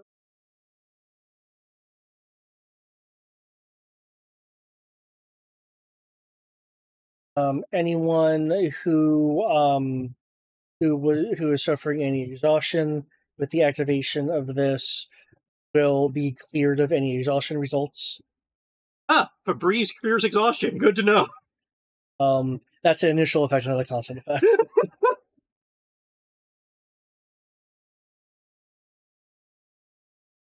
As long as you're on board the ship, your spell point costs will be. Damn.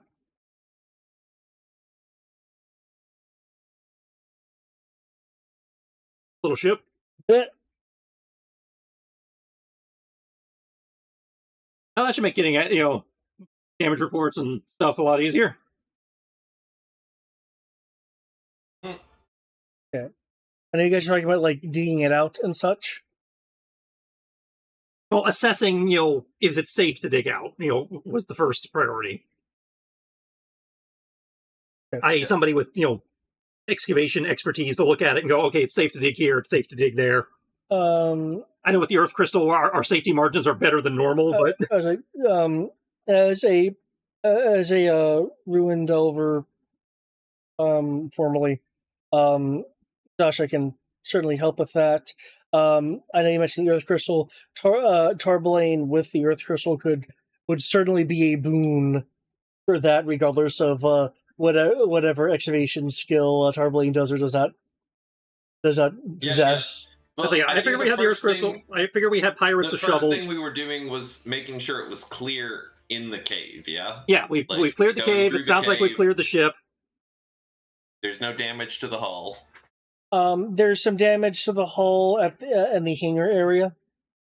Okay, so we know we're gonna have to fix that, which I imagine we can't do here. Or I imagine we're gonna have to take this thing somewhere to get repaired. Yeah, the damage is basically where through a combination of the crash and the cave forming, where like a stalactite or stalagmite had like formed through what was probably a smaller breach and widened it as it developed. Based on our expertise, is this damage that we could fix at a normal airship facility, or are we going to have to find some ancient space dock? I mean, we can if it's just a breach of the hull, hypothetically, any airship facility should be able to fix it. Well, I understand that. I'm just saying, since we have the damage control whatever crystal working now, he might be able to give us a better assessment of what we can do we need special facilities or whether a normal facility will do it. The real question is, do we want to park this somewhere where just anybody can see it? Well, that's the follow-up question. Yeah. If you're willing to give Venji like 30 minutes for an inventory. I imagine giving him 30 minutes, considering we're probably taking those 30 minutes to find the safe dig points and stuff, multitasking. Yeah. Okay. The ship's cargo bays do have spare materials in. Okay, so we have the materials. It's just a question of do we need since we have the materials, any shipyard in theory could do it. It would. Or we could do it with mending here. It would. Well, mending only works on small cracks and stuff. This sounds like pretty big holes. I mean, a stalactite, even 1,800 years old, while bigger, is still probably smaller than a foot wide.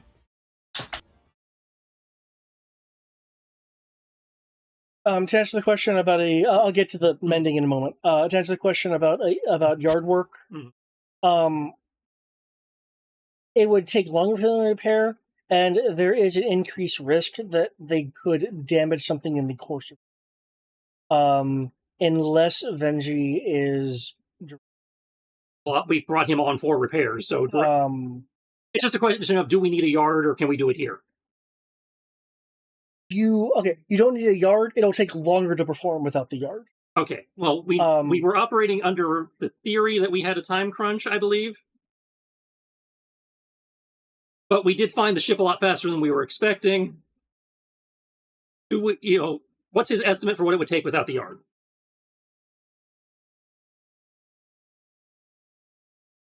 Trying to rate risk reward here.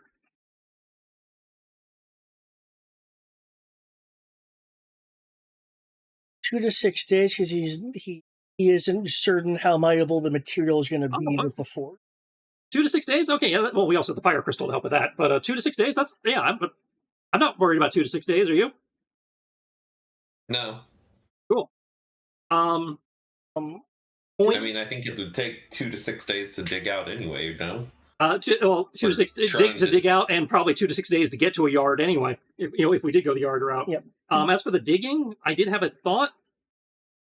We could, if you're open to it, we could take 100 platinum out of the loot crate and pay the pirates to help us dig.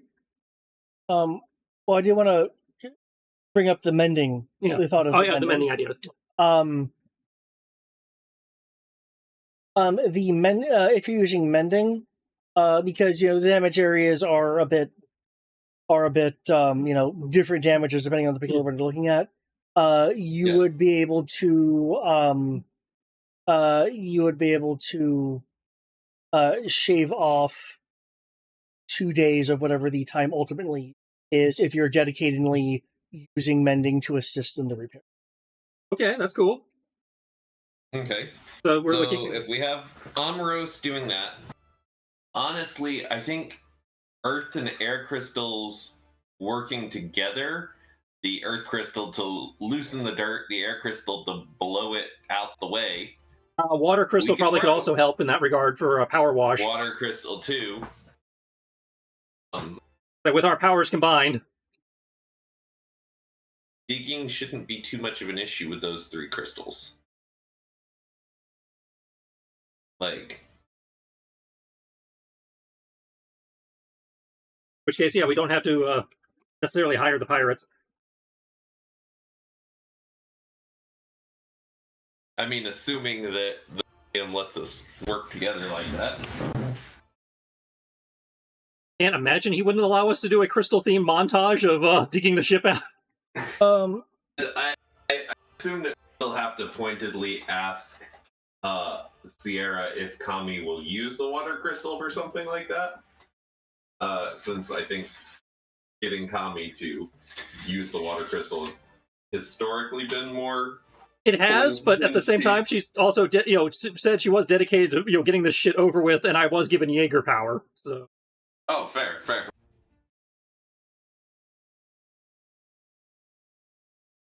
Yeah.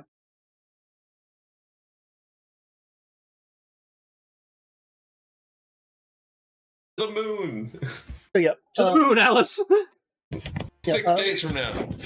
With the crystals in play, it'll take a day to kind of excavate the area and have the craft be bull.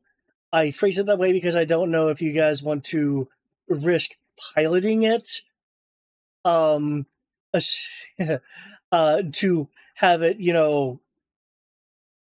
not be laying on the ground. Why would we pilot it out of the cave when, we have the Master of Earth who can create an elevator to lift it to the surface? Well, I assumed we were gonna go sideways out the cave versus. You don't know if it'll fit sideways out the cave without us doing a lot more excavation. Well, I thought that, again, using the power of the 3, we could dig sort of down and out. Well, I suppose I'm not disputing that. I'm just saying I think the timeline he gave us was purely digging the ship free of the dirt in the first place. I think we'd add more time if we have to dig a tunnel also big enough for the ship. Getting straight up, there's a lava pool above us. Digging a tunnel with you guys working together using the crystals would add a quarter of a day extra. Oh, I mean, adding an extra 6 hours isn't too bad. I mean, with earth and fire, I feel like we could reroute the lava, but yeah, if it's only an extra 6 hours, I'm not worried. Yeah, see, my only fear with that is that if you mess up rerouting lava, it could damage a whole lot more than if you mess up rerouting dirt. And rock. But yeah, I concede your point. Yeah, 6 hours. I'm not. I'm willing to. I'll give you 6 hours for that. That's not too bad. We can break the rock down into little teeny tiny pieces. That I'm not worried about the rock. Zasha has notoriously had his crystal the least amount of time though, and knowing our boy, there's a very good chance that he flubs a roll. We also have the Rod of True Transformation, where somebody can turn themselves into some kind of giant like dire mole or something and help us dig. We can pay one of the pirates 50 platinum for that. No, or we could just give them the Rod of Transformation. Do we need it long term? Sure, if anybody wanted to play with polymorph, otherwise it was it was a sellable. So yeah, if you want to trade it for their help, I'm down. Would the pirates be interested in this trade? Since obviously they are probably very disappointed in the lack of stuff on the ship. It's a very rare quality item, so it's in theory worth a lot to them. Depending on which pirate that you first go to. I would go to the captain first, and then in which case, that does what you said. What he says it does. I certainly would be wanting to take it. You can't use it against us.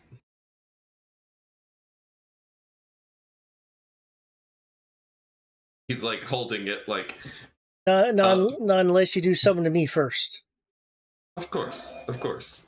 Not even on revenge against Kami.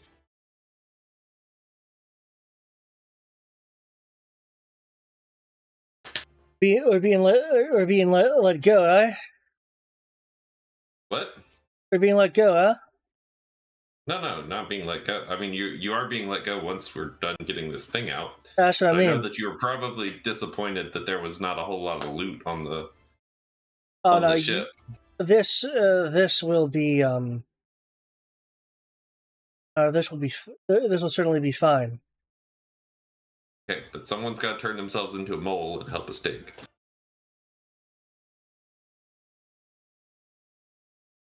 Jeffrey, you're going digging.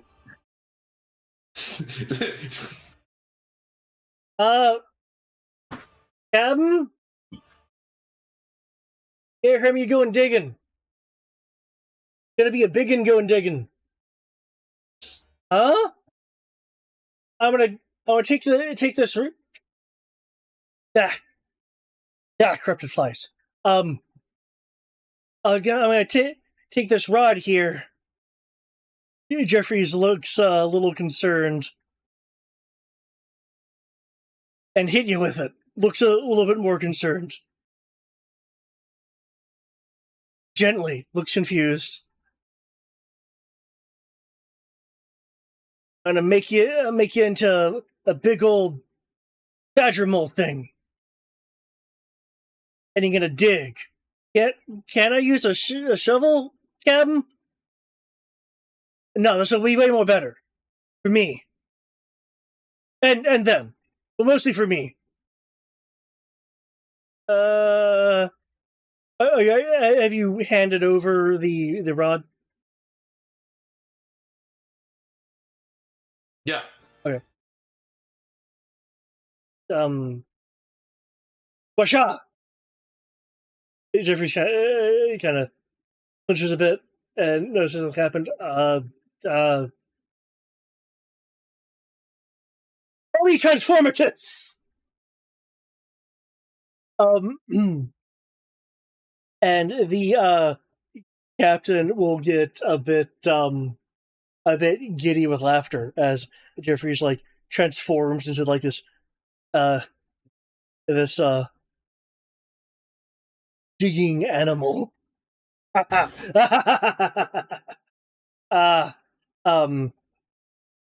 She stuffs it into a shirt. You know what he just gave me, Tarbalane? Unlimited power. Tarbalane's going to smile. She'll lean in with a big grin on her face. I can become a dragon.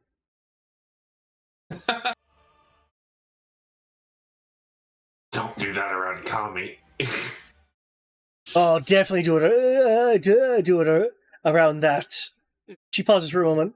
Woman. Leans over to Tarbalane. Is like, it only does normal polymorph. He can only turn into animals. We're fine.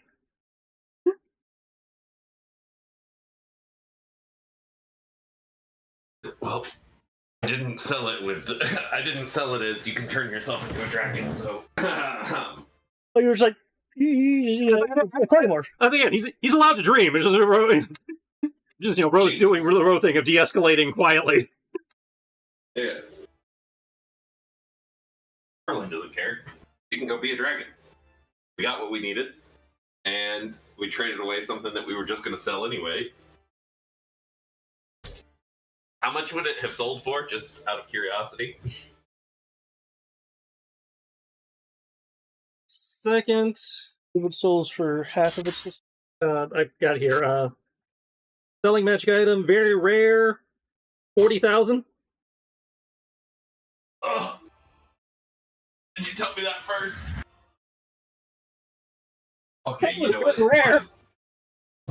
It's fine. Again, I said like 1,000. I said like 100 platinum. We were like, give him the rod. It's like, okay. You know what? At the end of the day, probably thought that they were going to get a 40,000 Again, we have more than paid for their voyage over here in terms of the loot they were expecting to find. They probably were not expecting to find anything that valuable. Any point during the time, are we going to go back to the ship and interrogate the prisoners? I imagine that would be a priority, yes. If nothing else, if they sit there cooling their heels too long, they'll probably become trouble again. Yeah, so just a point of order for the GM there. I did not forget about them. I'd say, yeah, as a first night. Do you want me to back you up so you get the bonuses, or? Absolutely. Yeah.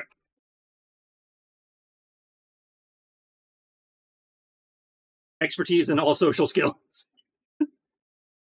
Row and Tarbelane and Row, mighty and powerful gods. Not sure how I feel about this Rush Hour reboot. That was a Road to El Dorado reference, but close.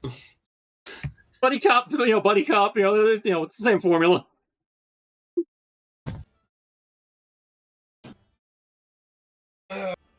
Alrighty, Tarbelane's gonna come down. Abs showing. As you're coming down, Yes. you're hearing a annoyed female voice going just bend the bars, break the door, and you'll hear a more bass-filled melodies like, no. It's like, do it. No.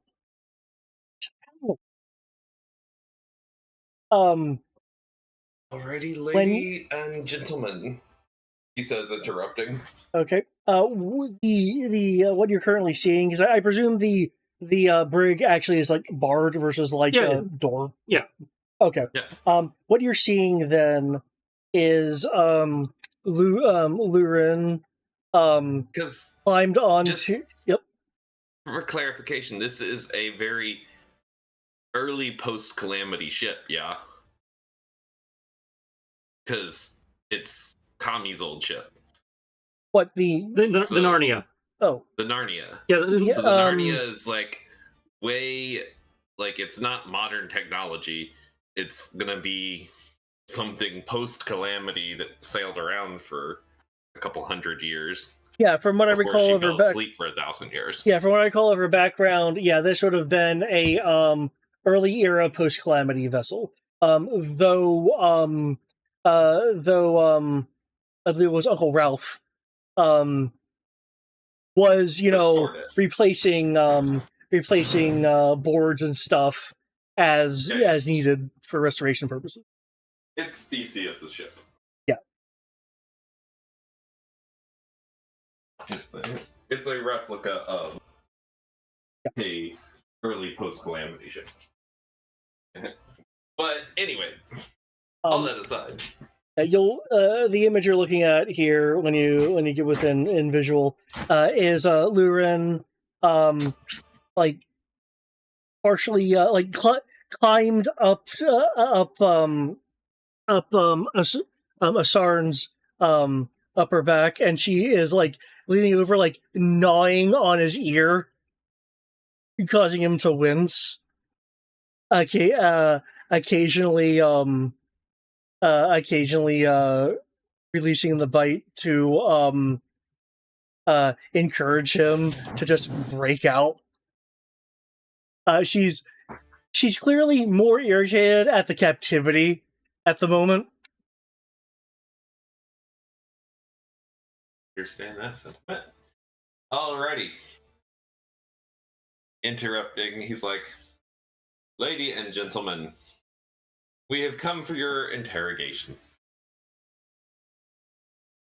And then if we all are all good, we'll let you on your way. I mean, maybe not on your way.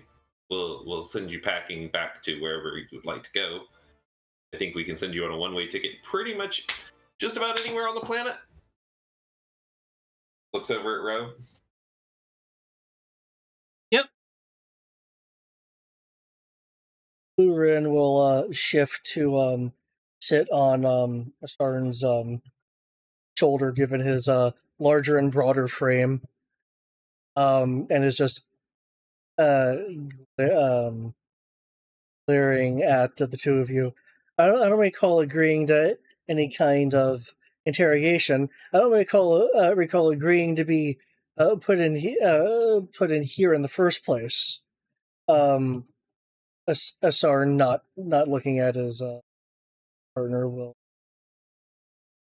have a little bit of annoyed look at the two of you. I I don't recall us agreeing to interrogation in Oh, in particular. We told you why we were here. interrogation's just what you do with prisoners. You guys are in a prison right now, so we figured it would be an easier place to talk without you guys trying to punch us, kick us, beat us to death using your giant mechs.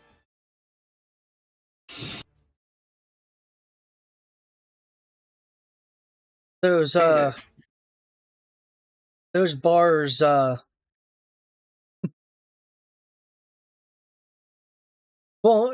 I'm only in here because I'm not wanting to cause too much of a ruckus. I know what kind of a PR nightmare that would be. Lurin rolls her eyes at him, commenting about the optics of things. Yeah. Y'all are embers. He's an ember.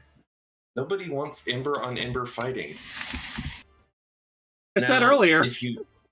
If you would like, we could shoot a porno. What?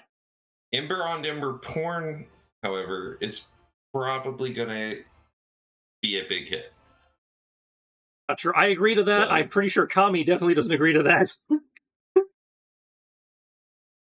Kami's not an ember. No, but my ass will be embered if I follow through on your thought. Well, she's not here right now. You'll know. Asarin will comment. I've been to many kinds of exhibitions, but I can't say I have heard that particular proposal before. Given from, I believe Ro made the history roll last time. Asarn's background is that of a gladiatorial fighter, which is so he's using exhibition in that kind of setting.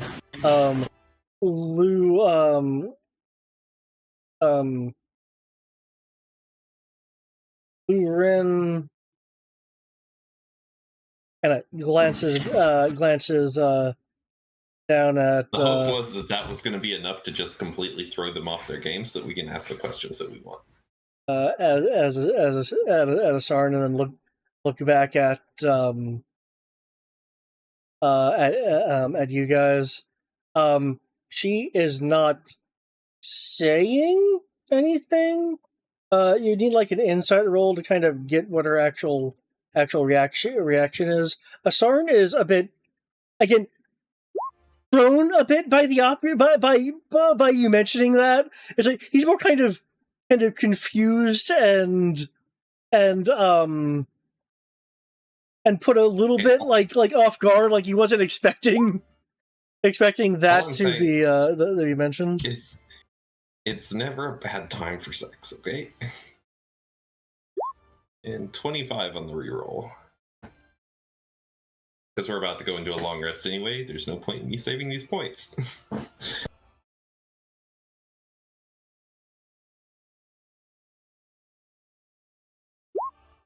Oh, wow! Wow! Roll 20. You need to stop. Hey, if it wasn't for my luck point, she would have beat me, okay? I rolled a 2 on the d20. I rolled a 4 initially. I'm tired of rolling below 5s and 8s consistently. And earlier, I literally used a luck point. I used 3 luck points and still failed the check and had to burn the favor of the gods to beat the check. With those insight, sorry, go on. Not that it would have mattered, because again, I guess I would have probably taken us an extra half day probably if I was hurt. But anyway, carry on. With those insight rolls, the both of you, given the level of rolls that you guys rolled into her,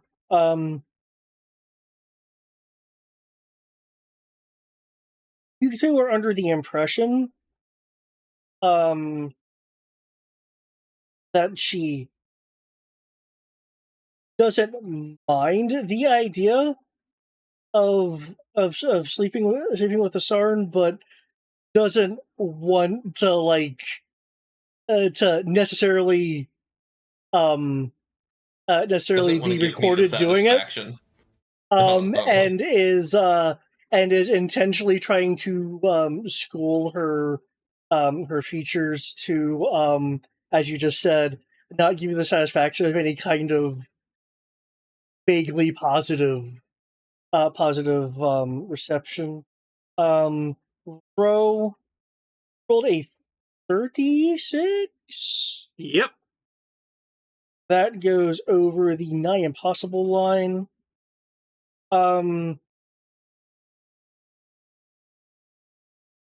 It is quite possible for what you're able to deduce that she actually has slept with them before, but whether they have an actual official relationship, because you're not using detect thoughts or anything, I can't necessarily give you that, and she's intentionally schooling, so there's no body language that would betray that.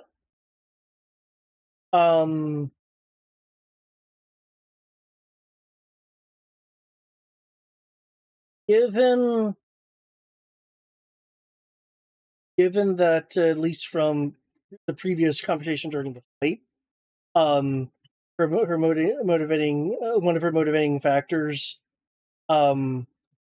is either either challenge or monetary gain. You can probably think of a few ways to if Tarblane really wanted to have her be compliant by playing into her motivations. If you wanted to assist Tarblane in that fashion, Well, the wingmanning him to assist his efforts. wow, I only say wow because Rodin should, and historically has not struck me as the kind to be like, oh, you wanna shoot, you want to actually have clients to shoot a thing with? I'll help you with that. One, character robot. Two, these two are consenting adults that have clearly done it before. Ro is pro love. No. Again, I'm not objecting or anything. I just remember all the various friction in the past with Den of Sin associated stuff. Well, yes, but this is not Den of Sin. I'm not advocating the porn. I'm advocating the two of them being together. Oh, okay. What I was saying was assisting him in the porn shoot. No, I am not assisting him in the porn shoot. Okay. I imagine that what he's going to do is he's going to guide Tarblane to, hey, we don't have to make it a porn, but we could get you guys set up on a nice little island somewhere. He's cluing the fact that these two are either an item or there's interest in becoming an item, and there is an angle of approach he can use there. Sans porn. Okay. It was the porn thing. I was like, wait, Rose condoning that? That we might be able to de-escalate these guys and, work out some kind of deal. Yeah. And Tarblane probably would then pitch, oh, well, I know you guys are bummed about your mission. How much was it that you guys were getting paid for it? Asarn opens his mouth to respond, though Lu Ren will answer first, a little bitingly. 45,000 platinum. Jesus Christ. Shit, why did we give away that stick to the pirates? We could have given it to them. 45,000 platinum? The stick was not worth that. The stick was worth 4,500 platinum. Oh, it was 45,000 platinum. Yeah. It's 450,000 platinum. Or 450,000 gil. Yep.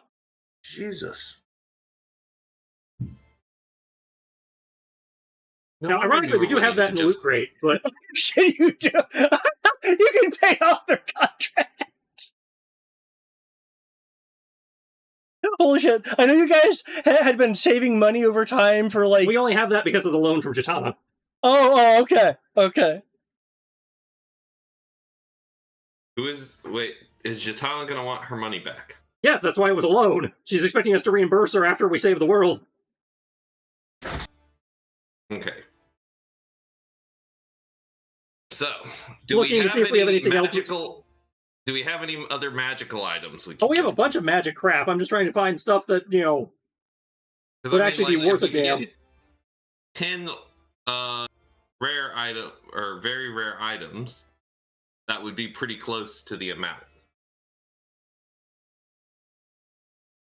Because the very rare items we have currently are pretty damn useful, so I don't know if we want to part with them. I know you guys are stressing things, but I do want to just clarify that your next conversation point, if your conversation point is towards Asarn, you will have advantage because he is still in a state of being like, huh? Okay. But carry on with your planning and discussion. So was this one last big job then for you guys? Then we're gonna go retire that beachside villa and break out the massage oil, cuddle in front of the fire at night.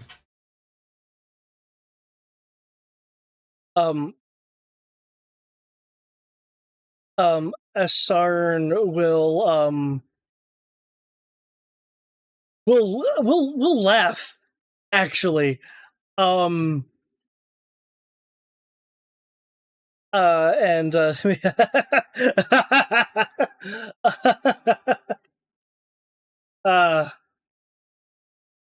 I am certainly not ready to buy a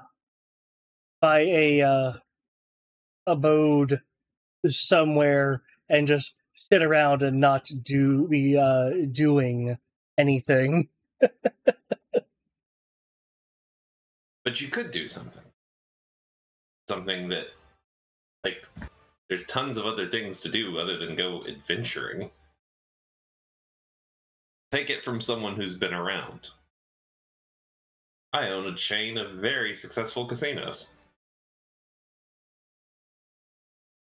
All across the world. You might have heard of them. The Den of Sin? Oh.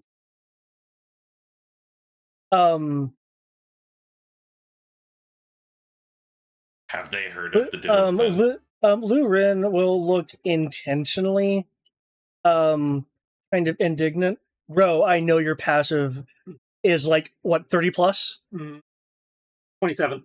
No, with advantage, so 31, yeah. Okay. That is clearly a move just to try to deflate Tarblane. It's clear that she has been to a denizen before, specifically for what services. Again, don't have the tech thoughts running. But it is a place she's clearly been to before for drinks, foods, or other services. Asarn Asarn, you're getting more of a um, He's still more, confused. yeah. You're getting a bit of confusion. The mentioning of the Den of Sin, Ro, you're getting more of a sense of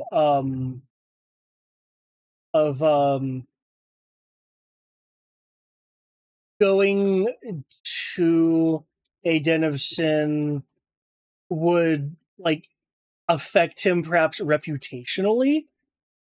Like he does, you're clearly not getting a sense of like offense that such establishment exists. It's more, it's like I don't think it'd be a good idea if I were to be seen going in there. Um, but concerning the monetary side of things, I guess I could fund my own gladiatorial circuit and be the be the champion at the end of all the tournaments, but that doesn't seem very fair. Um, Business isn't designed to be fair. it should be something exciting. Come on, I think it would be you exciting. you had You to. seem to be quite the, looks him up and down, capable fighter. Oh yes, I was. I didn't look at his bio for a second. I think I should have it listed. Um, um, I was in fact a 5-time champion across a number of fighting establishments. He will And then your name carries power. he will then as if he just kind of remembered um growl at you a little bit, and my memento of a weapon Oh, can no whoops. longer look good on display. Um, Lurin will just grin at you, um, Tarblaine. See what you done now?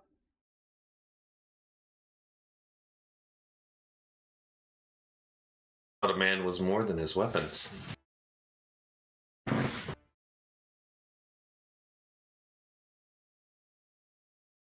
As for the big cash out, I was looking at upgrading my equipment, being able to actually get transportation, so we don't have to charter boats across the waterways. Plenty of things to see and do. Asarn will comment in a low voice. If you have a passive perception of 15 or higher, you will be able to hear it. Hear I this. don't believe Tarblaine does. Tarblaine's perception is 3. 15 passive perception. 22. So yeah, Yeah. for you that'd be 13. Yeah. Okay. Then Ro will hear Asarn comment by close, as if to indicate that she, despite her current adventuring attire, she does actually go and buy clothes that are perhaps more elegant than the rough fabric she's wearing now. And she'll with some moderate force like hit him up top of the head. Do we know alignments on these guys? Actually, wait a second. Oh, Ro no, would. that's...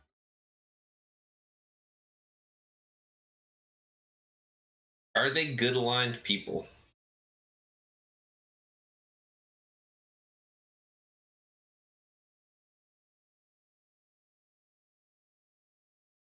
because that is critical to what Tarpaulin would do next.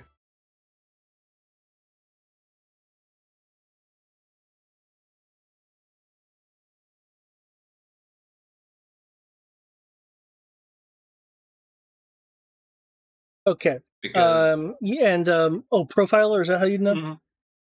Is there a roll that needs to be done, or is it just so absurdly high it works? It's just so high, it just works, but I will double check for you. I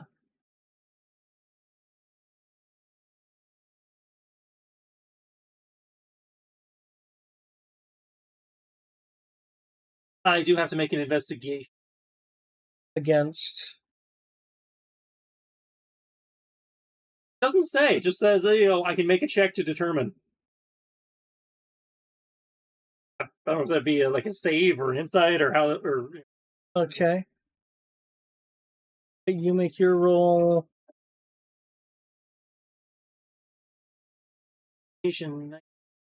34.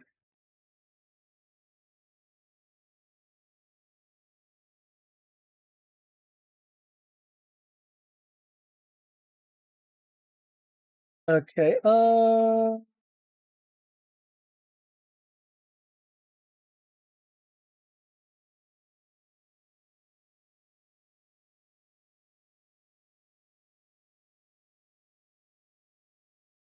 Okay. I guess part of me is thinking like deception, but I guess making a thought DC would. What was your roll again? 34. Okay. Because I was thinking maybe proficiency bonus plus challenge rating. In which case you just make it. Cool. Okay. Lu Rin is your favorite alignment of all time. She's chaotic neutral. Sarn, on the other hand, is lawful evil, though the evil seems to be more in he's willing to be brutal given his gladiatorial background. And he has likely been, given his personality, probably not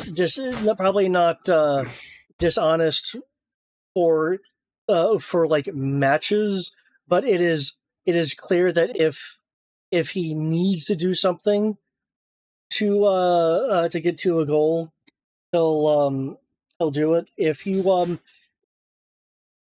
can make me a history roll if you want to kind of pull a more direct example of the kind of evil he is. 21. 21. That is above difficult. Okay, yeah. This is not substantiated. It's only alleged. But allegedly, he is responsible for the death of a fighting ring master that he was working for. With again you rolling higher than 20. That particular ringmaster had been coercing. Coursing is his fighters, dosing them up on, given this is Strina, it would be various chemicals and stuff like that. So, given that situation, what allegedly happened was Asarn agreed to work for the guy, and legitimately win a number of fights to ultimately get into a position to kill the guy. Likely because Asarn felt that forcing your fighters into fighting and dosing them up when they don't want to be on various enhancers is besmirching to the idea of, having a good fight.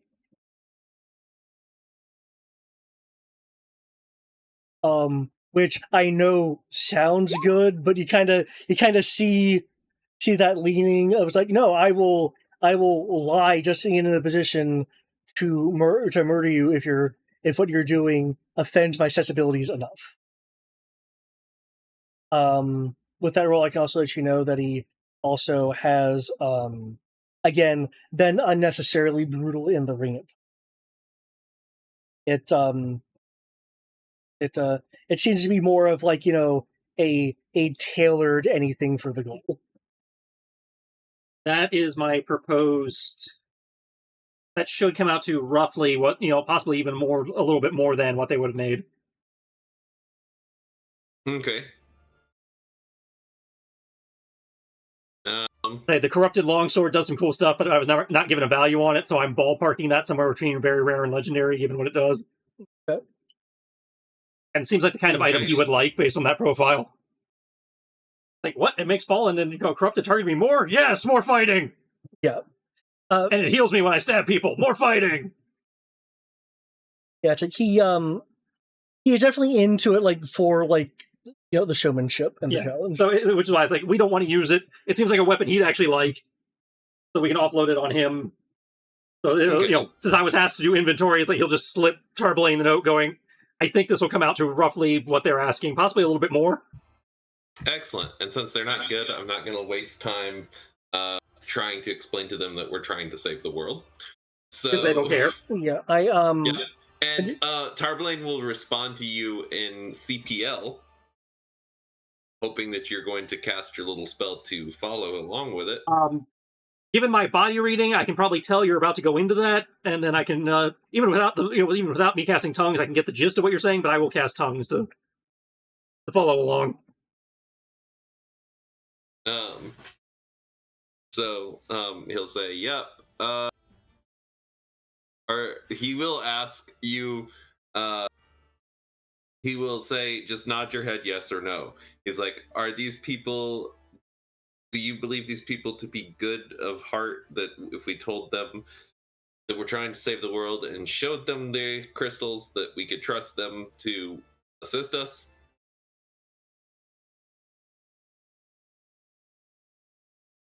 Based on what I've established so far, do I feel that they would be willing to either get out of our way or actually help us? Unless you want to kind of, based on your insight and history goals, ask me for some particular information based on what you have now. They're it would have to be kind of worth their while, and they are not too happy about losing the contract, but because you're paying them enough, they're... Oh, no, this was before paying them. This was, do you think we can tell them, hey, this is for the sake of the world? Yeah. And then, but if they're player OOC, based on what you've said, doesn't think that they want to probably just. I'd say, yeah, I don't think on its own, I don't think that would be enough. But combine that with the payout, they probably would get out of our way. I just think we just give them the payout. I don't think that they are worthy of knowing the mission. I mean, technically, it's every Emperor's mission, but yeah, if you want to keep that part to yourself and think that just the loot will be enough, I'm fine with that. Well, we'll see if the loot. The less people know what we're doing out here, the less likely we are to have problems with the Black Cloaks. Yeah, that's my thought, especially if potentially the Black Cloaks are the ones who hired them in the first place.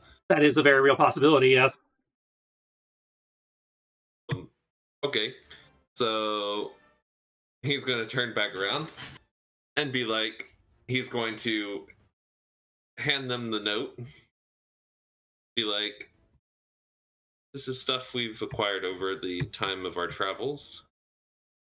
It should pay for the damages that we have caused to your mission and be enough to buy you out of it. Slides the note into the...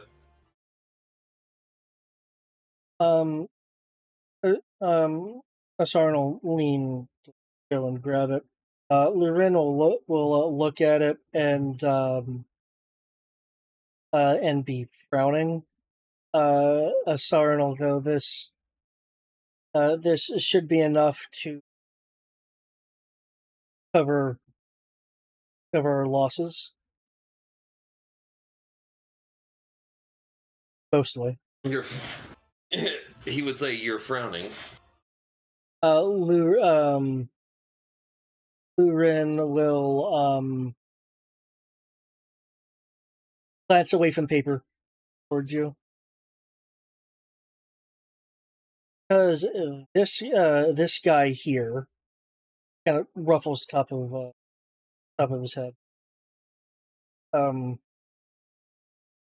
Made a deal. We're gonna have to essentially turn most of that into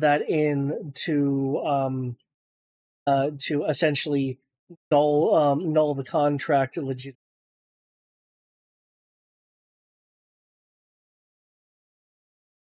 That is fair. Or there is the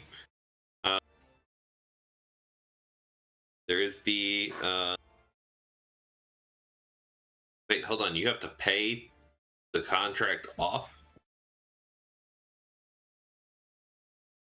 What sort of contract? Never mind. I don't get the Ember stuff. We've essentially abandoned our contract. You don't exactly want a bounty that high on us. You don't have to tell them you abandoned it. You simply have to tell them you found nothing here.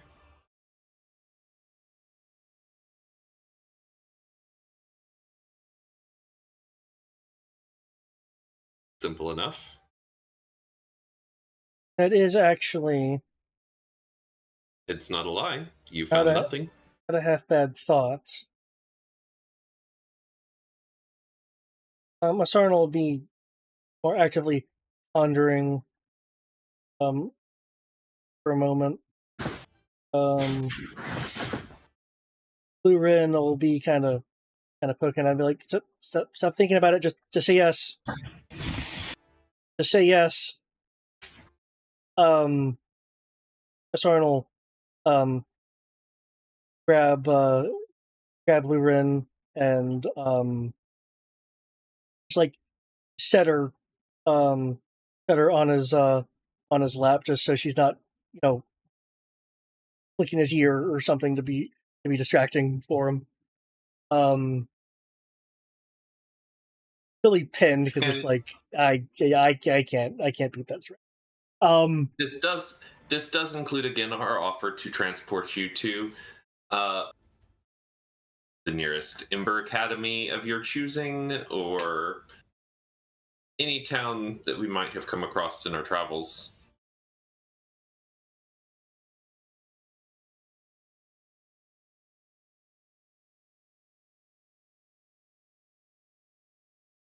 You haven't told us whether you found anything or not. That you've certainly been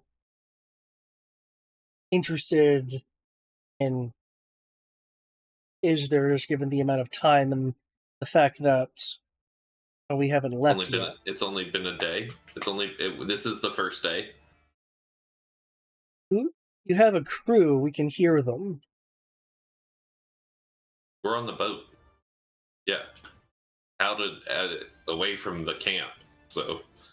I mean, the wall kind of makes that difficult to discern.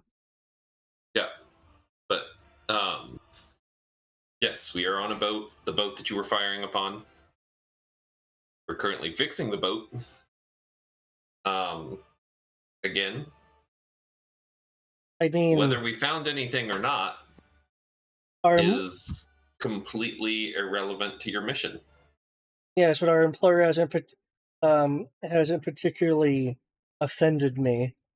Blue Red will immediately tilt her head up and be like, if you give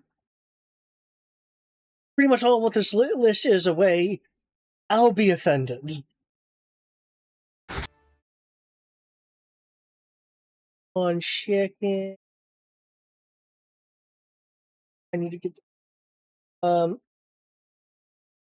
she's not very good at persuasion. Good other things though. Oh, Tarblane will say, "I'm willing to entertain a counter proposal."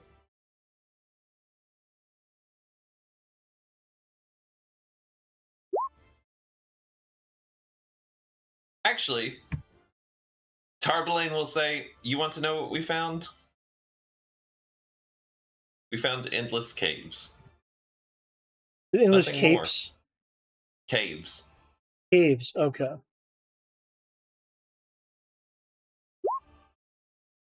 Okay, I was about to ask.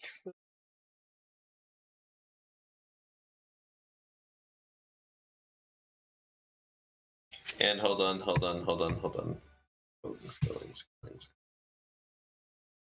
I'm pretty sure I've got something for this.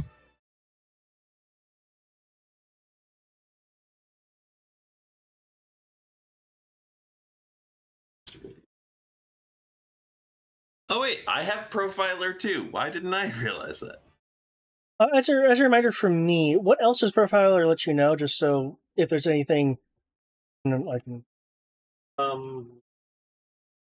Here, I'll just click the button. Yeah, dude. Class and approximate level is the big thing.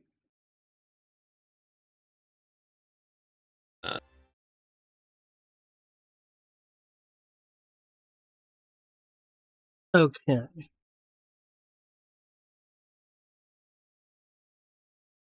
I could have sworn that there was something on my sheet for freaking a deception. Sarn. Are you confusing yourself with Fargo again? No. Actually, I can do this. It's very possible that I'm confusing it with the earlier version of Tarblane. Or you've rebooted him at least twice. Well, once was completely not by choice. Well, I'm not saying it was by choice. I'm just saying you've had to reboot him twice. I notice it doesn't give you like what their species are or anything. No. Oh yeah.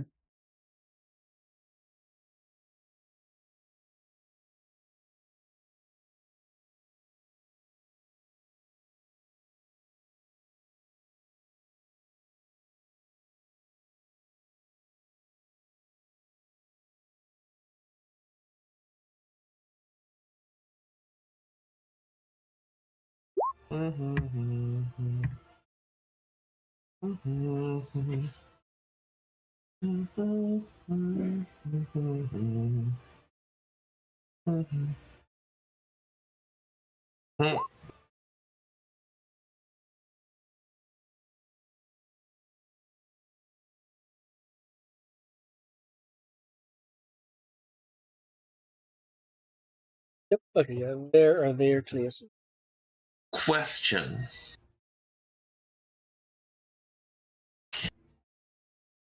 If one were to, this is a completely hypothetical question.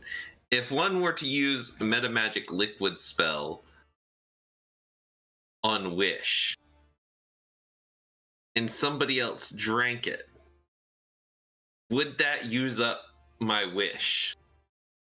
You are still casting the spell, so you would still have the chance of losing it, I think. Well, you're essentially putting the spell into into a potion instead of like say a scroll. Well, yeah, I understand that. My understanding is that the user would be the one who takes the risk. Yeah, is essentially the person who drinks it would then be effectively casting the spell. But I guess what you're wondering is if the forget thing would apply to you.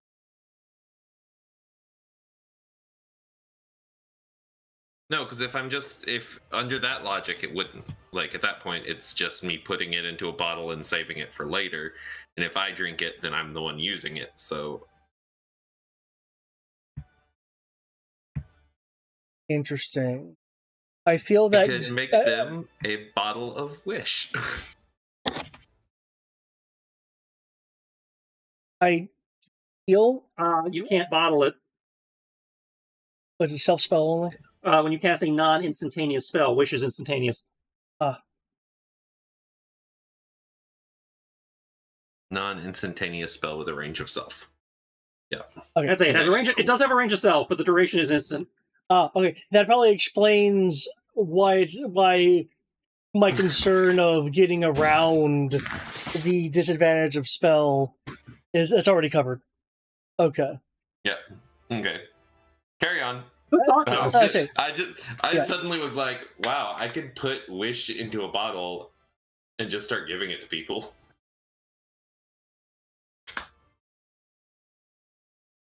Thomas could be a millionaire.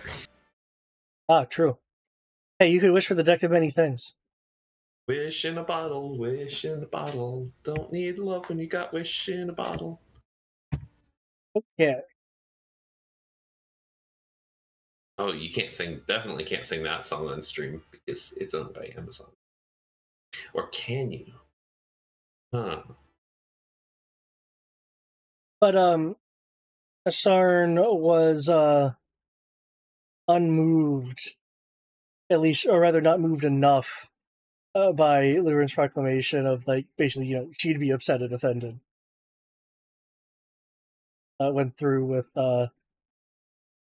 deal. Oh yeah, so I told him we didn't find anything, so he needs to make a roll against my deception. Oh, funnily enough, I did not give them insight, so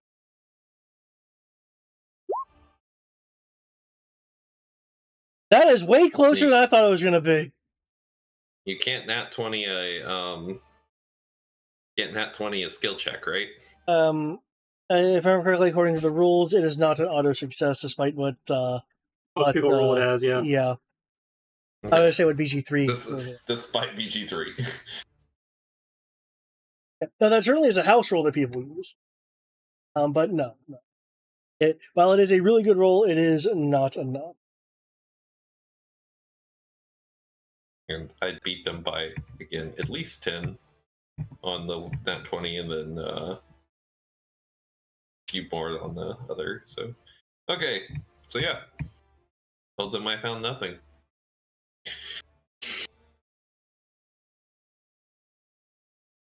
Okay. And you can trust me, I'm literally the right hand of the god of messengers.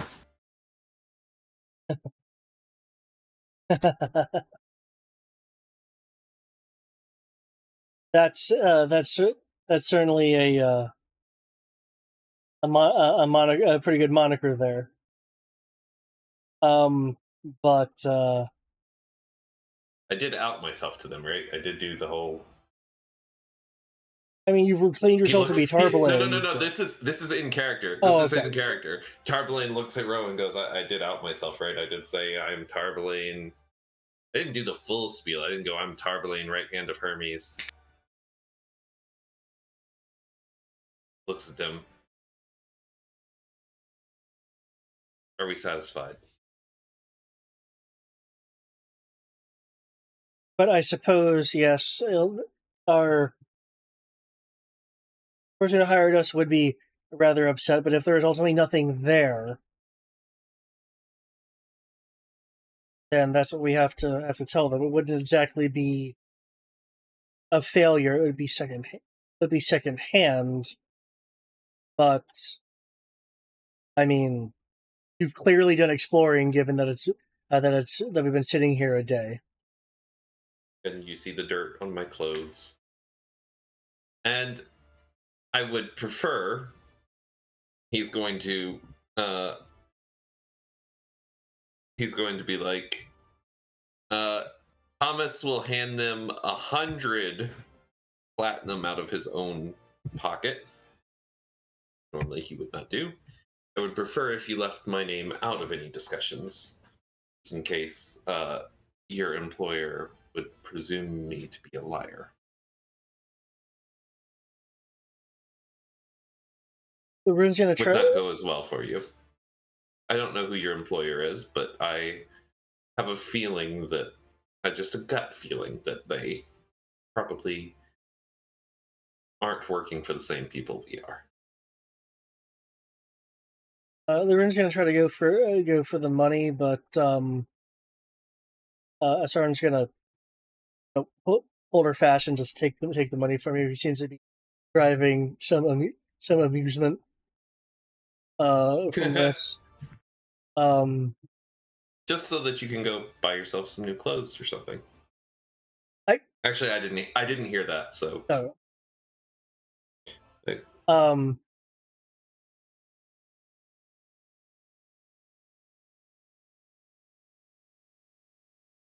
I guess all that's left now for us, Asarn will continue after taking the coin, is repairing our warframes and going back to make a report, and we'll send the warframes behind you. Find something else to do if a fall's not going on.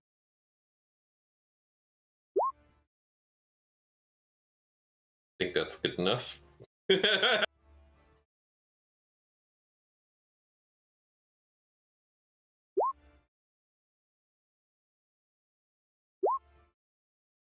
Loren. Mission. Learn, so you probably wouldn't know what to do with them. Anyway, but I guess if we're getting a transport of our warframes with this, I guess it's a good deal. You haven't exactly been too upsetting since we've been in here. Not really an upsetting kind of guy. Pretty reasonable. To be fair, you shot at us first. That's what I say. Well, alrighty, just tell the gentleman where you need to go, and we'll get your warframes to you shortly hereafter, as soon as we can make our way back over to them. Tarpalane's gonna sort of turn to go, leaving them with the row. Wait, sorry, I'll say, why aren't you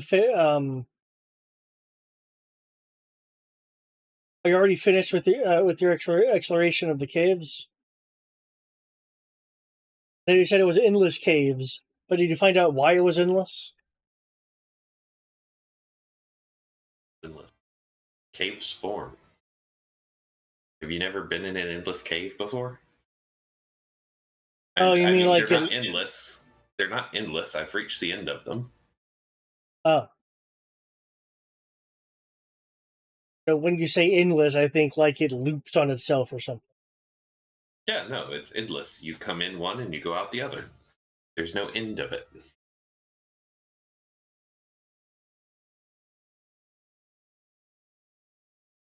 Well,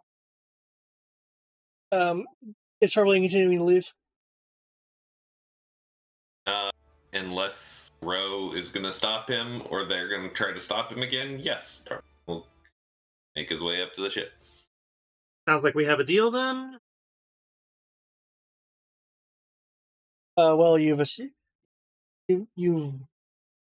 essentially beat us out on our contracts. So. Just confirming. I will, go, gather payments then, and can have you up by morning.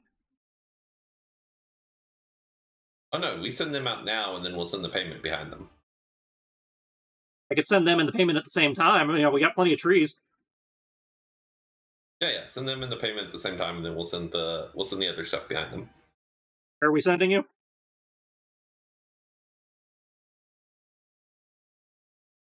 Blackspire Outpost. Well, Asarn is thinking Luren will just say the Ignis Academy should be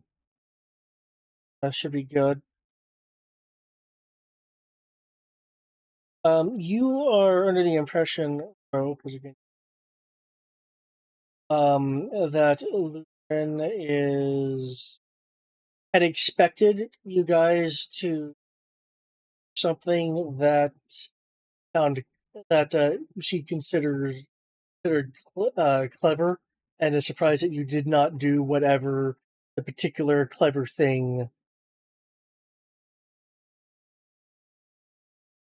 Oh, we still have a moment to do something clever. I did roll a 30 deception on the end of it. Fair. These guys are not going to be our friends.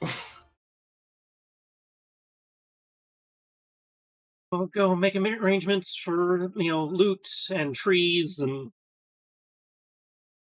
guess open the portal in the cell for them. And Cinda sending to Ignis Academy about them too. I'm going to say that in Celestial Pick Latin. what do you want me to say? 25 words or less? Because Ignis Academy is the one that was taken over by the bad guys, right? I mean, we liberated it, but yes, that was the one that had been overrun. You don't think that these guys got hired by the bad guys who took over Ignis Academy? They couldn't have been involved in the Ignis takeover if they were over here, just due to limits of travel time. Well, of course. But like, if they're having us send them back to Ignis, they might be thinking that they're going back to their bosses.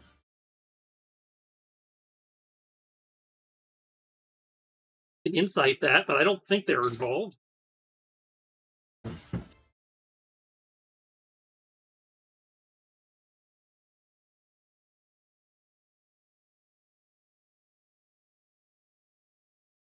Me, that is garbage. Throw a Okay. luck win. Throwing a luck at it, or An insight isn't mind reading. Are you doing anything to the prompts? We have mind reading? no, I don't think any of us have detect thoughts. Is it in your loot crate? No. Okay, because I know you guys have gotten lots of spells. And even that, me whipping out a scroll, casting from it, and then going, "Hey, that'd be a little sus." Well, remember, surface thoughts. There's no resistance. Well, no, I understand that. I'm just saying, me whipping out the scroll and casting from it, that right in front of them, that'd be a little like, "What are you doing?" Fair. I was casting purify food and drink for tonight. Anybody you want us to get in touch with? When I'm sending you off, friends, family, people with unusually dark, taste and unusually dark attire.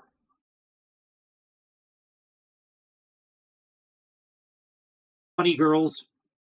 Will Asarn will pause when you mention funny girls. Right, trying to make the question about the black robes seem more, less weird by throwing in the extra, the even more weird thing. See if I get a reaction. Ignis should be fine. We can talk to whoever we need to talk to from there. Excuse me. Sure. Okay. So, talk to family. Veiled reference to black robes and then bunny girls. Yeah. For the people to talk to and family, from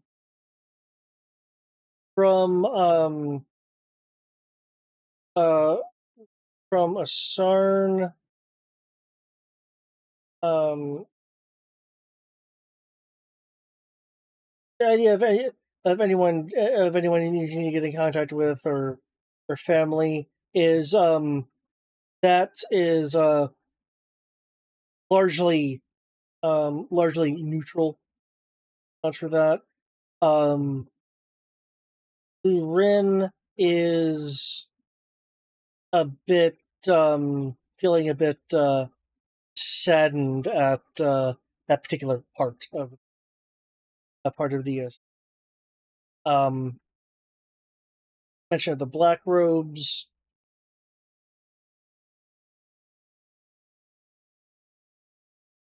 You get a sense from Lu Ren of a quick then they prepared to leave for back more towards you, but you do see a tension which you are reading as a flash of anger and aggression.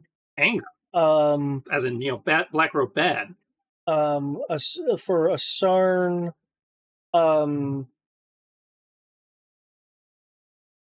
there is there's a sense of discomfort, though not for himself, and more of a sense of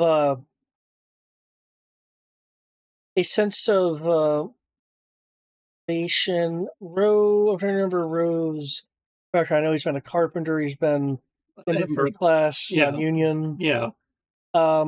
Any other prominent occupations that he's held? Artist. Nothing on like anything. Was he ever a sellsword? I mean, that's technically what his Ember stuff is, but yeah. Okay. That's like, if we're not fighting falls, we're doing contract work. Okay.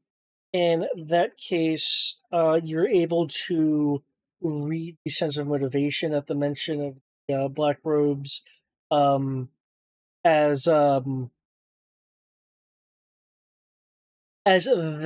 of like an elusive bounty, or target. It's more a monetary motivation for him rather than Luren's emotional outbursts.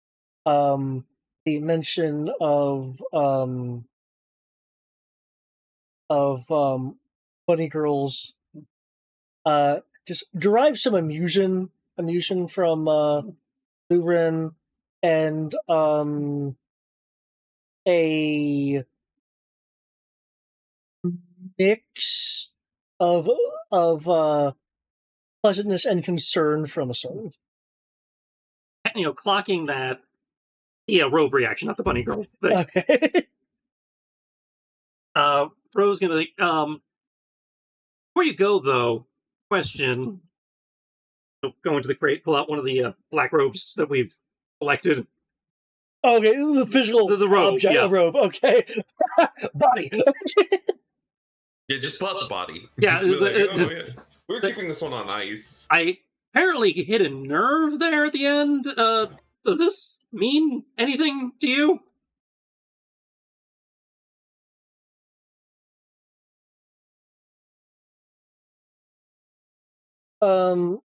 They'll turn around because obviously you're presenting something. I mean, it's very clearly like a robe of somebody whose ass we beat. It's not. Yeah. Sarn will. I was like, it's clearly not mine. He's a good showman, not a good liar. Yeah. Okay. He moves with the intention of it seeming organic, but he does move partially in front of Lu Ren enough to where he is like obscuring her ability to view it unless she moves. This was an intentional act for as natural as you tried to make it look. And Asarn will say, it looks like a paycheck to me. Lu Ren, contrary to kind of her looks and yapping earlier, isn't going to say.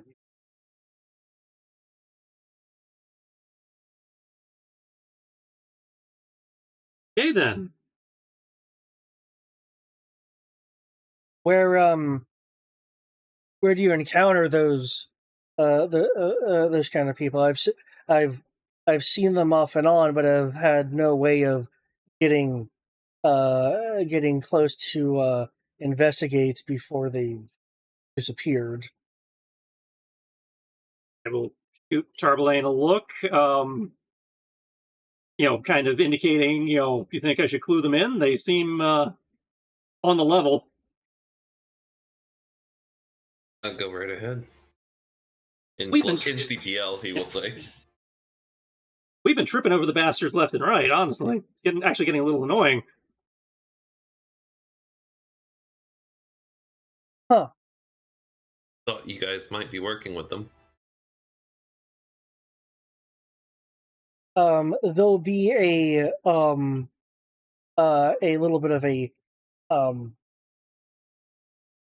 hostile growl from behind Asarn. Asarn himself, for that they're worth too much gil to work with. Much rather get him to them in. Oh, if y'all want, there's one swimming in lava. If any part of him is still there, I'm gonna give him the coordinates for that lava. That sounds like a Lurin job. I mean, I can give them the coordinates for the lava, or if they're willing to work with us, I can offer them an all-they-can smite Black Robe buffet. We can offer you that, yes, indeed. We've got no interest in collecting the bounty, but we're going to be ending up head-to-head with them, so if you want to, collect the fallen and get the paycheck for it. There'll be a bit of a shifting in a certain stance as Lurin jumps up enough to grab onto him and have her head near one of his. I believe before we established that Torbelane has a passive of 13. Yeah. Okay. In which case, Row, with your much higher passive, will be able to hear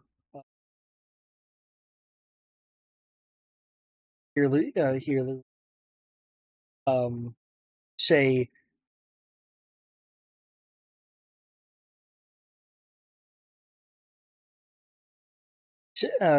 say yes to them, or else there's not going to be any more shows.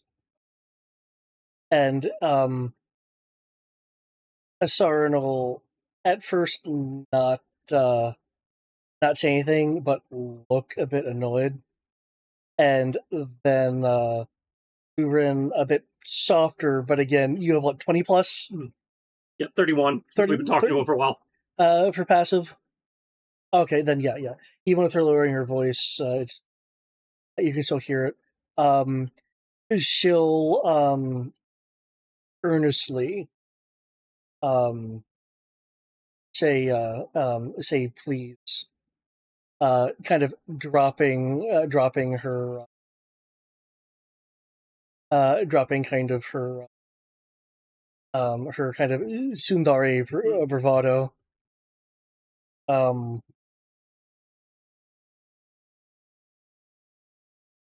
Sarin will then, looking at the black.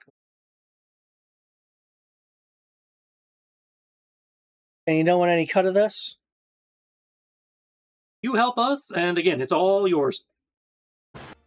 We need the extra muscle, and you clearly want the coin, so...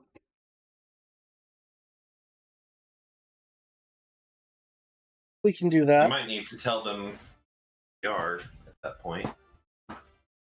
He's going to say in Celestial Pig Latin, just... Given their reputation, I don't think they'd care. We already established that. Oh, okay. You and I agreed that we didn't think they would care when we first started this, so I don't know if they care now. They seem to be only in it for the money and a little bit of blood vengeance, so... You guys are just in it for the money and the blood vengeance. We can provide that, but just so you're aware of our important mission, we are the heroes of light.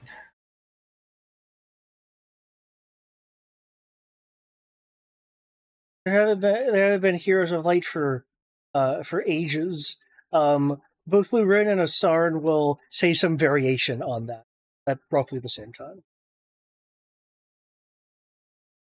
I know you probably weren't paying very close attention when I was shooting you with it, but he pulls out the Earth Crystal pistol. The Earth Crystal pistol. And holds it close enough so that they can see it.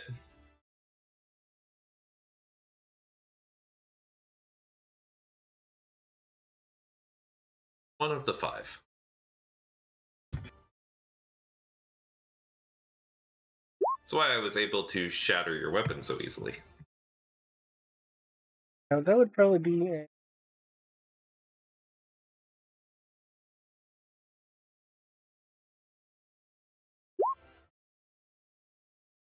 Jesus Christ.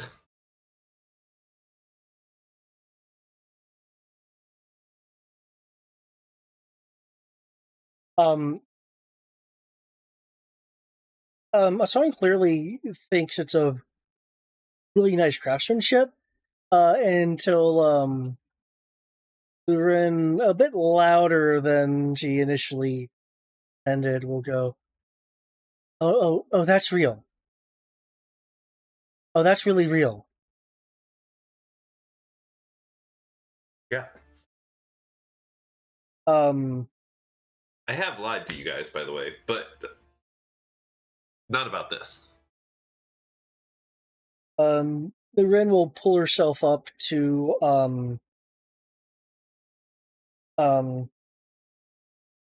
like, straddle on the back of Assange, and actually she's kind of sitting on his shoulder, on his shoulders.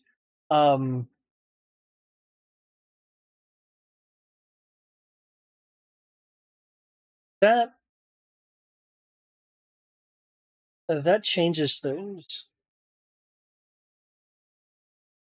Her Thought she said they weren't gonna care. No, I'm just kidding. her tail is actually swaying in excitement a bit. Asarn takes a few more moments to kind of get, not necessarily exactly where she's coming from, but he does kind of establish his own bit of motivations that he can't help but get a wide toothy grin about.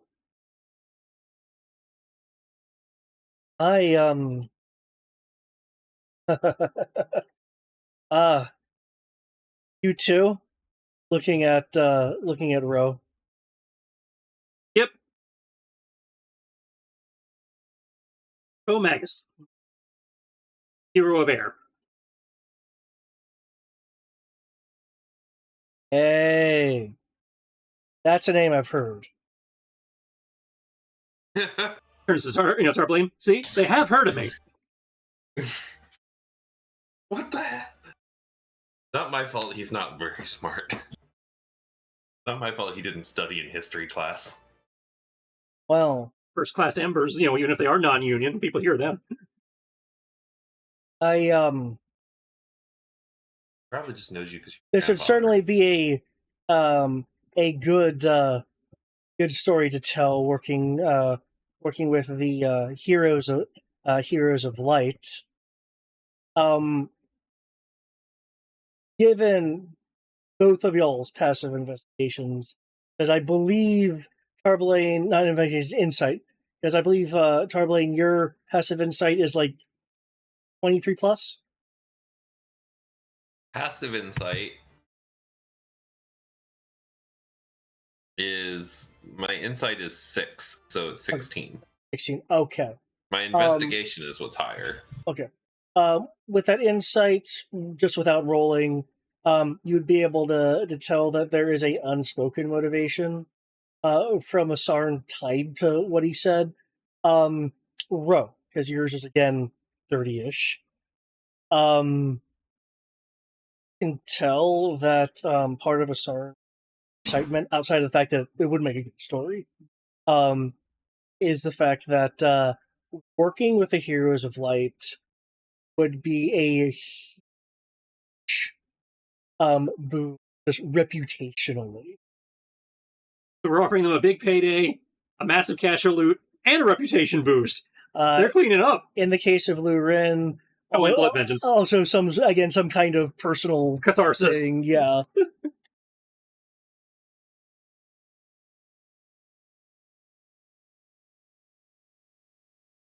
Hmm.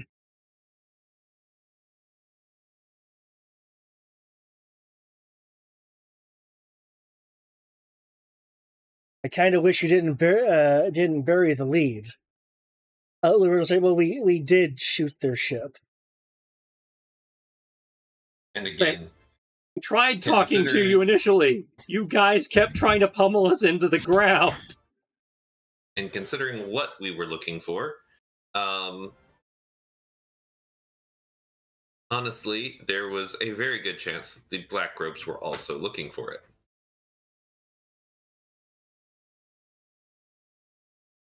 Hmm.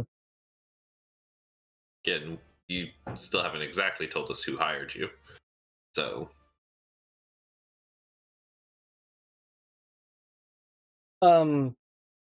CERN will be bit tight-lipped at who hired them just from a mercenary code thing. Lurin, on the other hand, is not constrained by such things.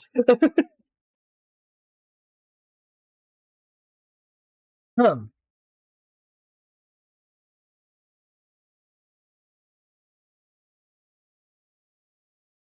A little too far. I love that we sat and did all of this extra stuff trying to negotiate with them, and then we could have just been honest and probably gotten away doing this a whole lot cheaper. Yeah, well, we were trying to play it coy. We got clever and it bit us in the ass. It feels wrong to ask for my money back now. Yeah, it does. But I suppose that I now don't have to pummel their I don't have to sit and use shatter on their necks until they're piles of rubble and then send it back to them.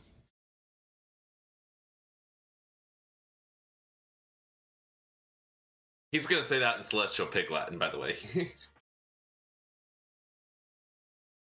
Yeah, but Lurin will say with a bit of a like a sarcastic regal bow, though Asarn's head prevents any kind of significant bow from happening. For a Prince Iro. What? Prince Iro?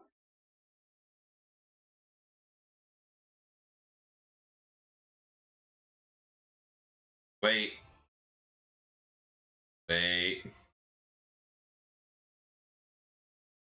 Is that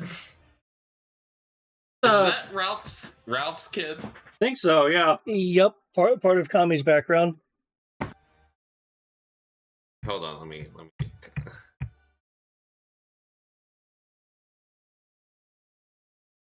Oh, he's with the blacks.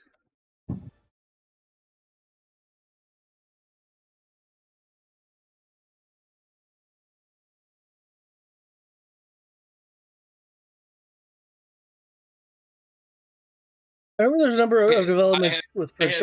I have yelled at Sierra via Discord. Like, your backstory has screwed us again.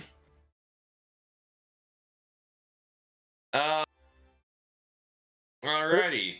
They clearly don't know the significance of this person beyond, the title. Oh. In that case, you're more than perfectly fine to break this contract. He's an exiled prince. He is exiled, right?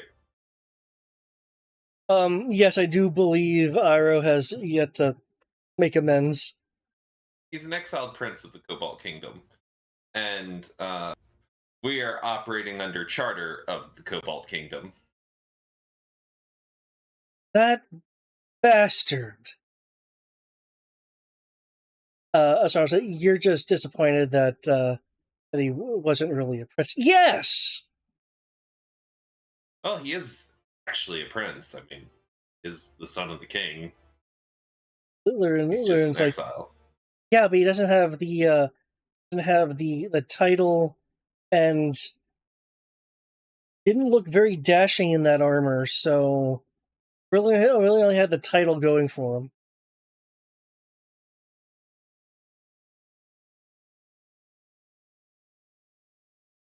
But on the bright side,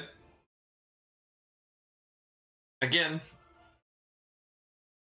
we have the backing of the actual kingdom of Cobalt. I can produce. In fact, this ship is of the kingdom of Cobalt.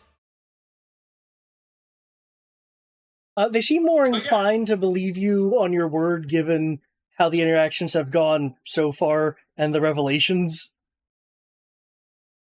Yeah. So, yeah, he has no power to enforce your contract, most likely, if you break it with him. Darnell will give a nod of agreement. Much less the ability to damage your reputation anyway, any more than his own is damaged. And there's, again, the very likely odds that he indeed is working with the Black Robes.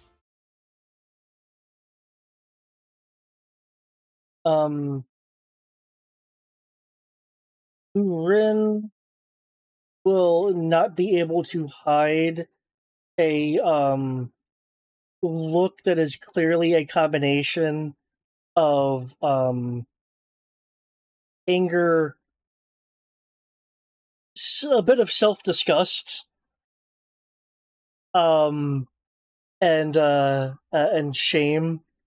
But she will like quickly try to school herself and with the possibility of that not necessarily being good enough, she just leans back, so just she's dangling with her back against the sword, so you can't like physically read her beyond that moment that she poorly concealed. Thomas is gonna go get the keys off the wall, and then come unlock the thing to let them out. Yeah. I think we can do that at this point, and be like, "Do you want to come see what he was looking for?"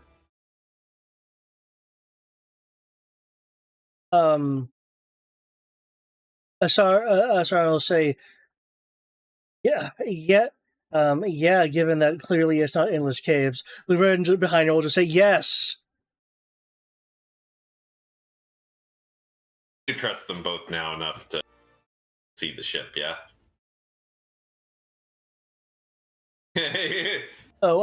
Tris is taking a moment. I think we're good at this point. You know, yeah. They are part of the crew. They are part of the crew.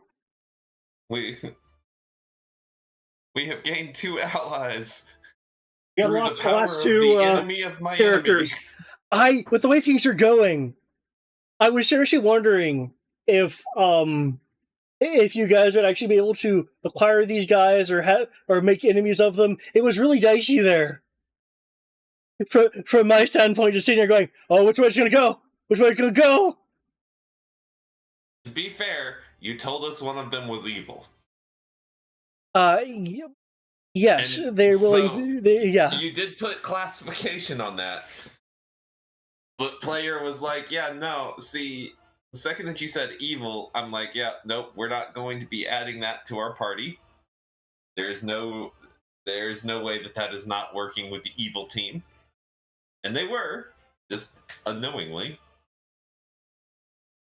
So, alrighty. I guess technically we've converted evil before. Looks over at first mate.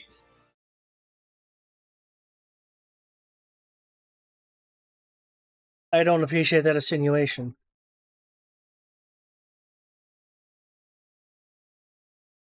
I mean, I'm pretty sure you did more damage to us than they did.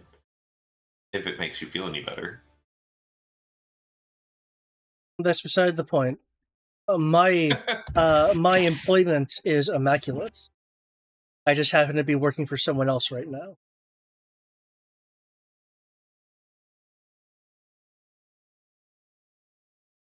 Mm.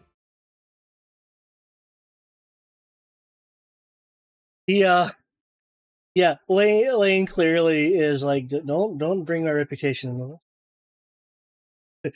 I do my job very well, thank you.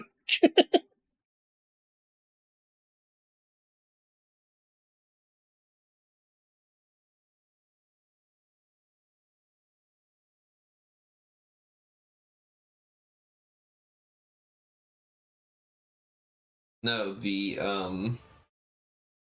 he will take them to the cave and let them see the magnificence of the ship, Yeah.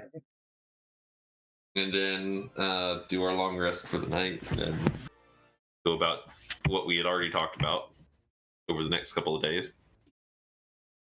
Oh, that's the blown. I just looked at the map. That's the blown up image of the exiled prince.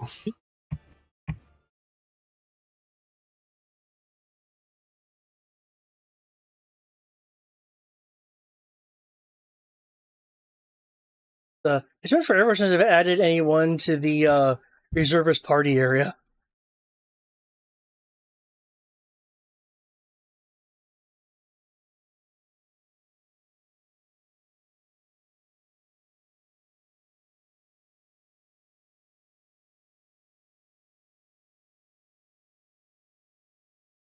Switching back to guys on. Okay. Um. Um. Lurin is clearly like service level impressed. Going, oh, that's impressive. It's like she knows that it's like definitely a pre-calamity incredible thing, but she doesn't know what it is. So it's like, oh no, that's impressive. That thing is. Yeah. Um, Asarn is a bit more appraising of it.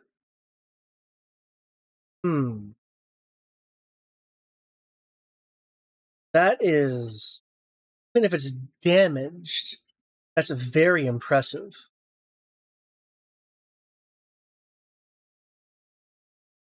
But Yeah. would have And so been we gotta. going. You would have been going out of your way to definitely be fighting this, because from what you said, you weren't under any kind of contract. You were seeking this on your own. Yep. Mm-hmm. I mean, for some of us it's personal, for others, moral. But yeah. Venji. Some part of me deep down says it belongs in a museum. You guys will see Venji's ear like perk up and kind of raise up to be visible outside of a hatch before he goes to more face you guys. But as he's turning, he's saying, "What's most impressive is, from what I can tell, this isn't even using Levy stones to, like, stop seeing the two people. Were, weren't we? Were we fighting you? Yeah, we were fighting them. All that's squared away now. Oh, good. Yeah, as far as I can tell, this isn't using any kind of levy stone. It seems to be using the mist generation itself to counteract. Well, yeah, counteract gravity to some extent, which I know the levy stones do, but the method this is using, I can't even guess at the moment. I do have a bit more of a status report on this, if you don't mind me talking about it.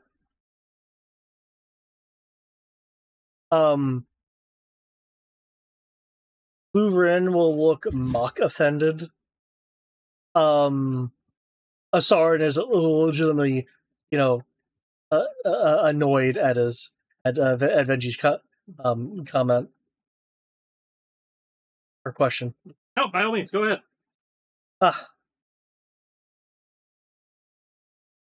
Well, and I'll need Tarpaulin. I'll kind of want your help to make notes to label things so people aren't guessing with buttons.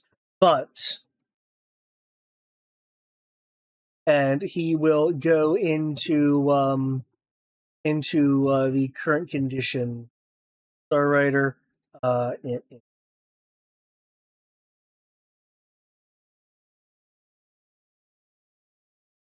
It's HP.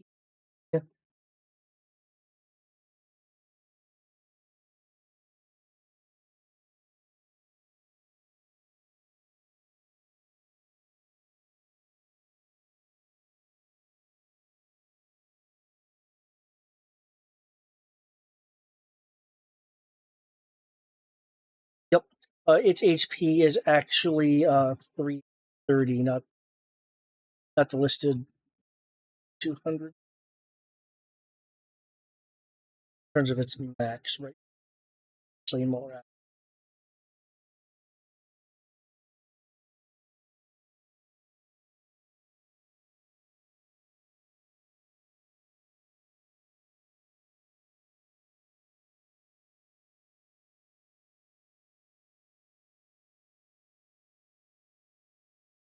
Save changes, thank you. But yeah, he'll go into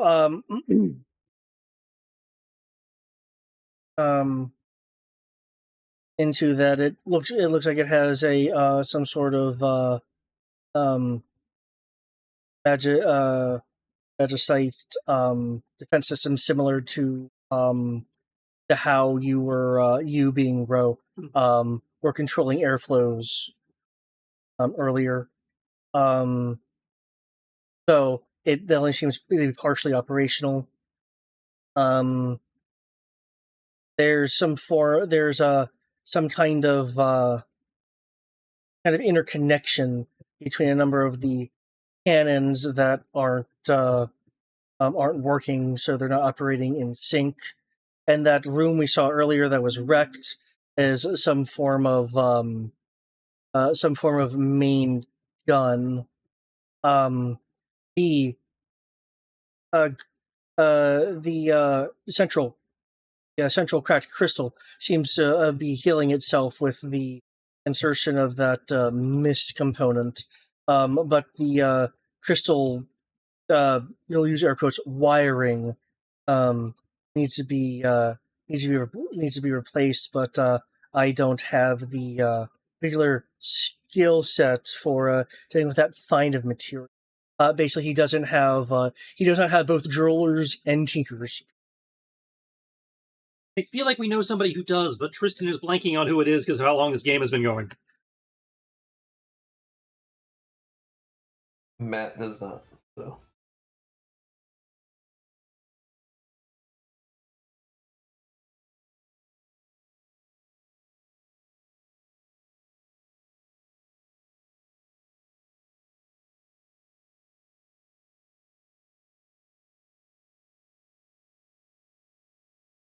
Maybe one more.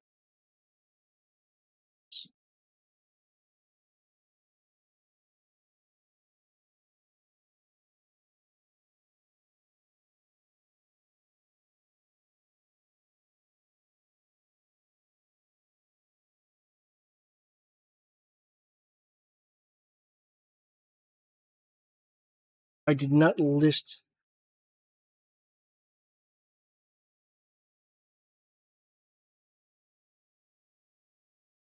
You might be thinking of Kisa. Kisa, yeah, that's what I'm thinking of. We can bring her and a team aboard, aboard to get that handled.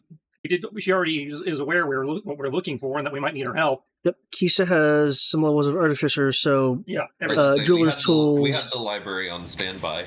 Yep. Yeah. So yeah, just let us know what you need, and we'll get the Estalia library up in here. Well, I have nervously kind of glances over to Lyra and Asar, and then focuses back on you guys. We have the material in the hold. I'm not confident enough that I can Right. repair it. You need people that are skilled. That's what I mean. Let us know what skills you need, and I will reach out to the Estalia library. Oh, They're already aware we're looking for this. So. Someone who works with like fine clockwork like material and is skilled in jewelmanship.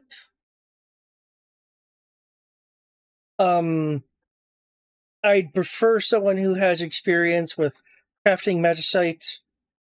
But any kind of jeweler would work.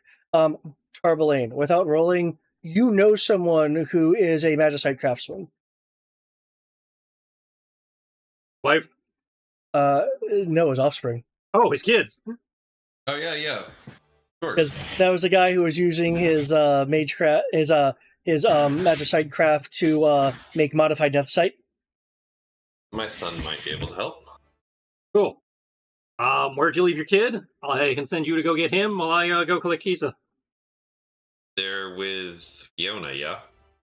Yeah, that's where you last left them, yeah. On Signini Island. They're at the last, That's the last I remember, because they weren't with you with the latest one. Alright. So, actually, more precisely, they'd be on Signini Island, because Fiona was in the Estrina Den of Sin. I will yeah.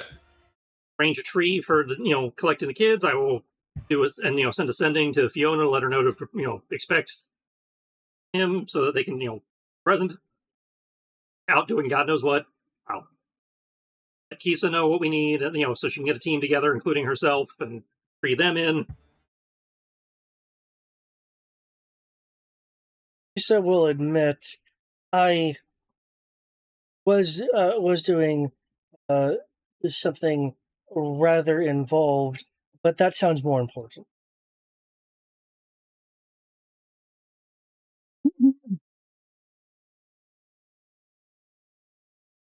Okay. I actually kind of like the fact that throughout the game, you guys, as in an actual Final Fantasy, have accrued, resources to get these things done. You took the time to get the extra characters. Yeah, this is all of those side quests that we did. Now, paying off. Yeah. Yeah.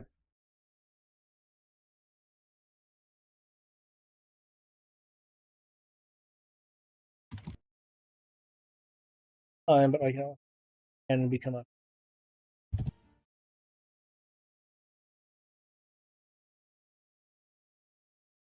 Yeah.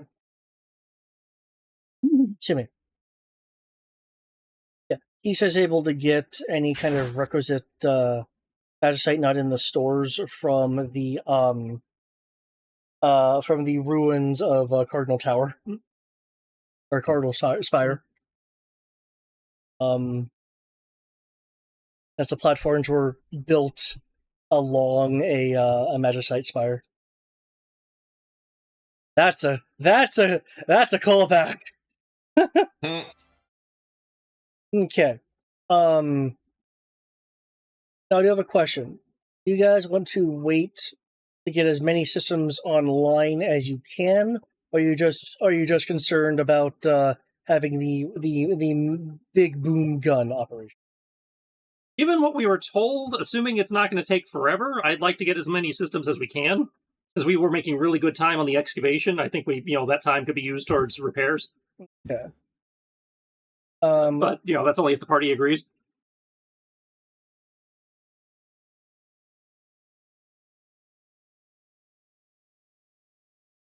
That being turbulent. Yeah, Yeah. I agree. Yeah. Yeah. I really wish I might move that. I don't know. With that, to get the remaining systems back online, you certainly have the people for it. It will take. I actually to roll to see the because we were talking about the excavating in it. So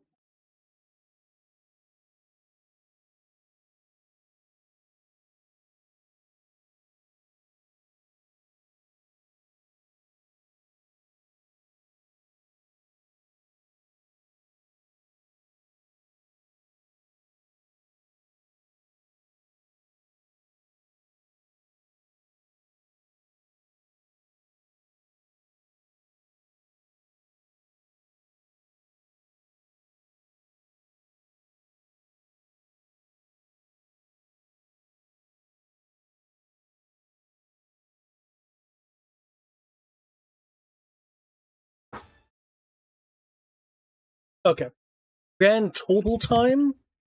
This is including like excavating and stuff like that. Will be 8.25 days. A little over a week? Yeah. Yeah, I think that's good. And I mean, especially, I mean, there's a chance that because his people haven't contacted him, that what's his butt's going to show up if we don't get out any sooner. But that chance is always going to be there. So.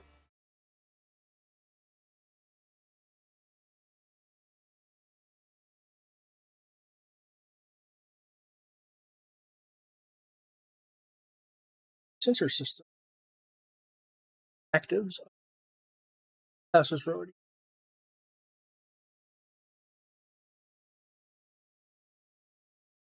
Okay.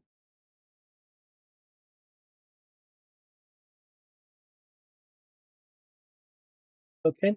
Using the supplies on board the Star Rider, at least largely, the supplies will be low enough that any repairs after this point will be at disadvantage, just due to low supply. Hopefully, we won't have to make any more repairs. Unless I'm misremembering our mission list.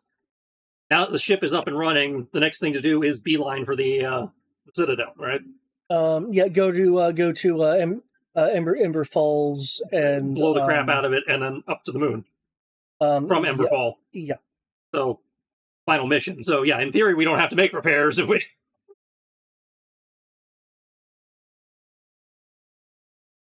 I'll restore the health. Well, it also means like if something like breaks during combat and you want to fix it during combat, like that kind of stuff.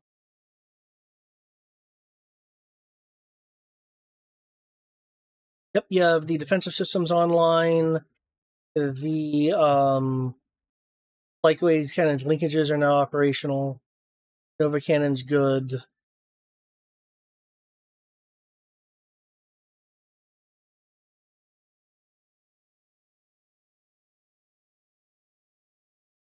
Required crew is 8,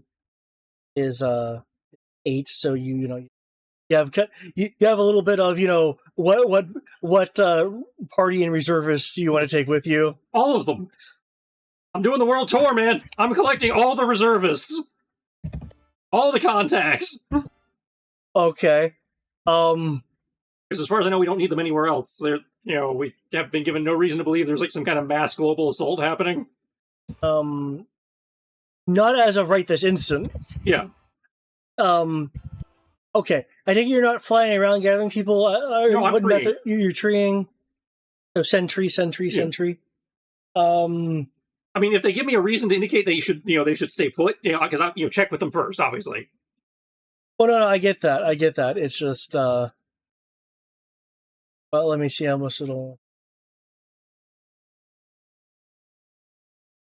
That person's with you.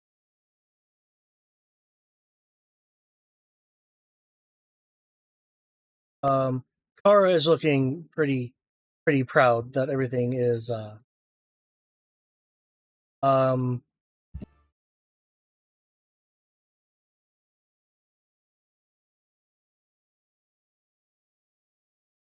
Okay. All the people are already here.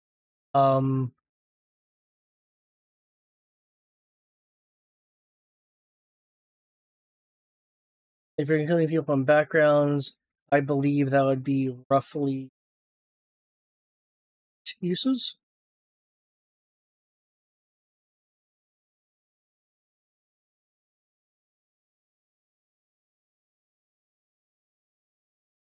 Now, are we getting a stinger sort of to end the night, or?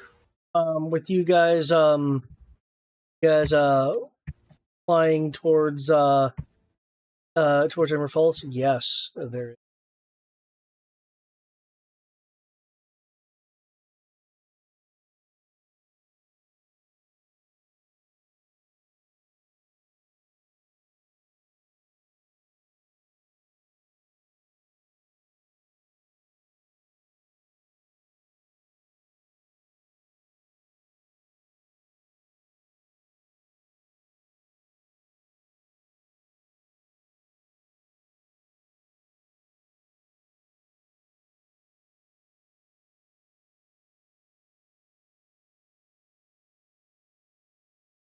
As you guys are excuse me, as you guys are approaching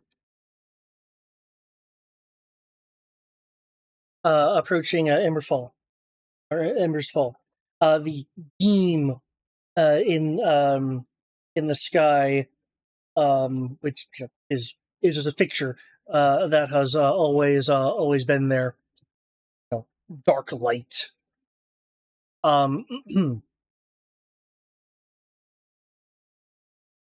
Looks like it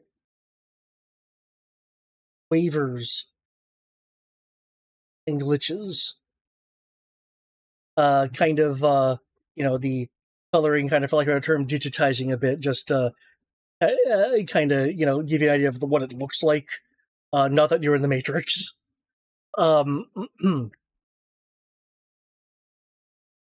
And when you guys get closer, you get to see this vista, but this underside here, there's something that catches your eye. On top of the fact that the theme looks to be a bit more raw and less contained than it was before. You are able to use the instruments on the Star Rider to magnify the imagery, kind of rotate it so you can see things. That lower part there, I'm gonna shift ping, is a old old city, but what more promptly catches your eye, and especially that of Arbelane. Oh shit, Tiamat! You see flying around this kind of underside city thing, is not just Tiamat, or rather, to be more detailed, it is Tiamat, but it's more than Tiamat. This is the corrupted god Tiamat. Because remember the last flashback, Moved out of and Tiamat trying to learn what her shadow child was able to do without its guidance, and trying to force it. I do not recall this, but I think I was missing for the last flashback. You were, yeah. That was Eric and I. Tarbalane has a special little relationship with Tiamat. So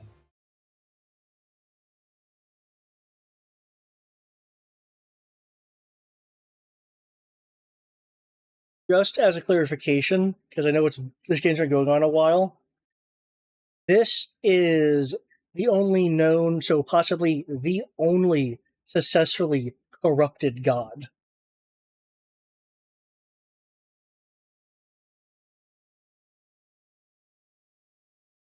Thomas will look over at Kami. Like, you ever wanted to kill a god?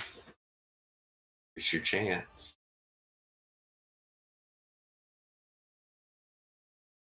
That sounds like a good leave line. Yeah.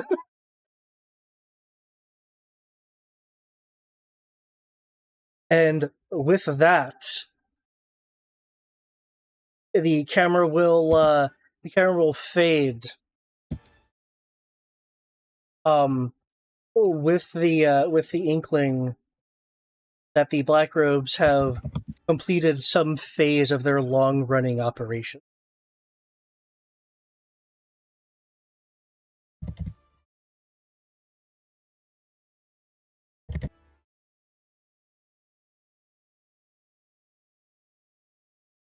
Ooh.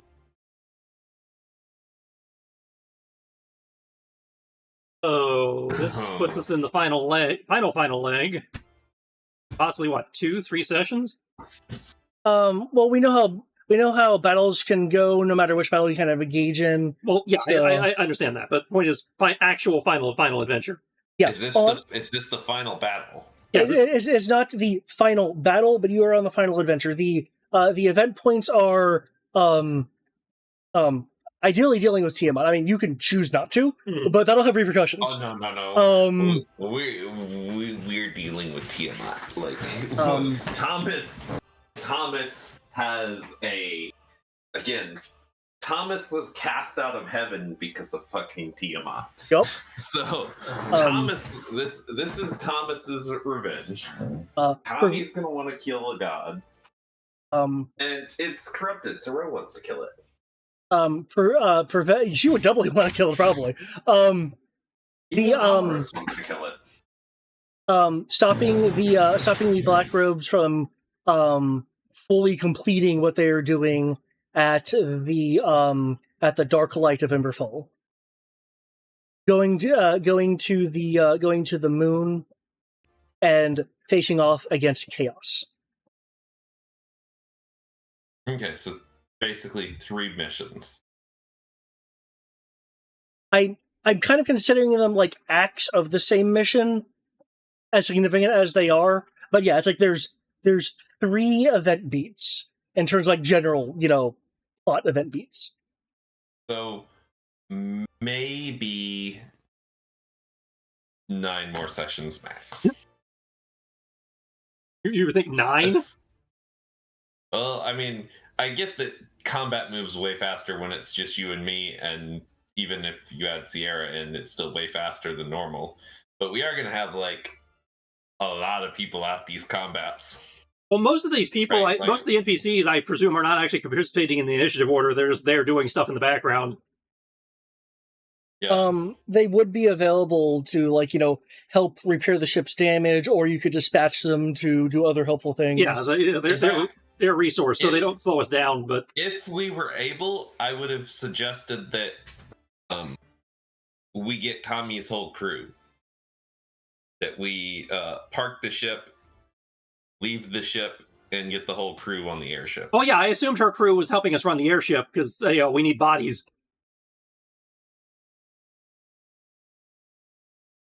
Yeah. Okay. What I'm trying to figure out is, given that we are going into the last adventure now, is it time to post the vote?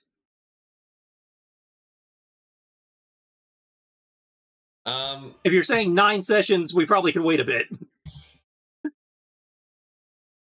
9 sessions is 4 months. Yeah. Assuming we don't have more delays. Yeah. And me personally, being one of the 2 people who didn't quit this campaign,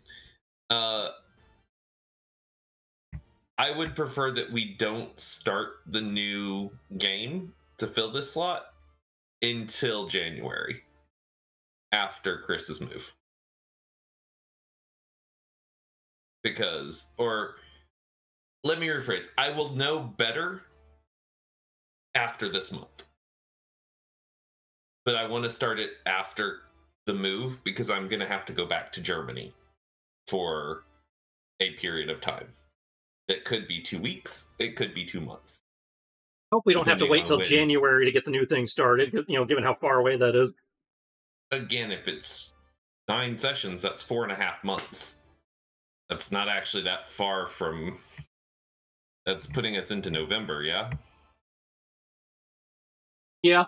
Assuming that we don't cancel any sessions. We have 2 more sessions in July. I don't think it's going to take us 9, but we'll see. 2 more sessions in August. Point is, not don't do it now, which is fine. I can work with that. And also keep in mind, 2 sessions. we haven't solidified anything. So if we happen to be running faster or slower, we can reevaluate. Yeah. Point is, Okay. Don't do it tonight. Which was kind of my question. Even if it's we can post the vote. I am perfectly fine with posting the vote. I am just of the mindset that I would prefer that we don't start the next campaign until my husband is back in the States. Well, I don't want to. I don't want to do the vote and then have to wait 6 months for the game to happen, and everybody's opinion has changed by then. I know historically, long waits between decision and implementation have killed and adjusted stuff. So Exactly. I know historically that's what happened. Yeah, that's we try to do the vote, no more than a month before we're actually ready to try and start something. Who all are going to get a vote in it? I was going to post it in Supers, so anybody who's in the Wednesday campaigns gets a vote. Okay. I would ask that we offer Chris a seat at the table for. Run it by the others. New bodies have to be approved. Again, the others left this campaign. Yes, but the others are being offered a chance to come back. Because the Wednesday campaign is still the same players. That's fair. That's fair. I say they don't lose their vote just because they It's if they're going to be in the next campaign, they get they still get to vote on whether they want to introduce a new body. In my opinion, I don't think that they can be told, hey, he's joining this Wednesday game, if the other players are okay with it, which would be you and Sierra. Yeah, that's not how we do things. New bodies do not get added unless it's unanimous.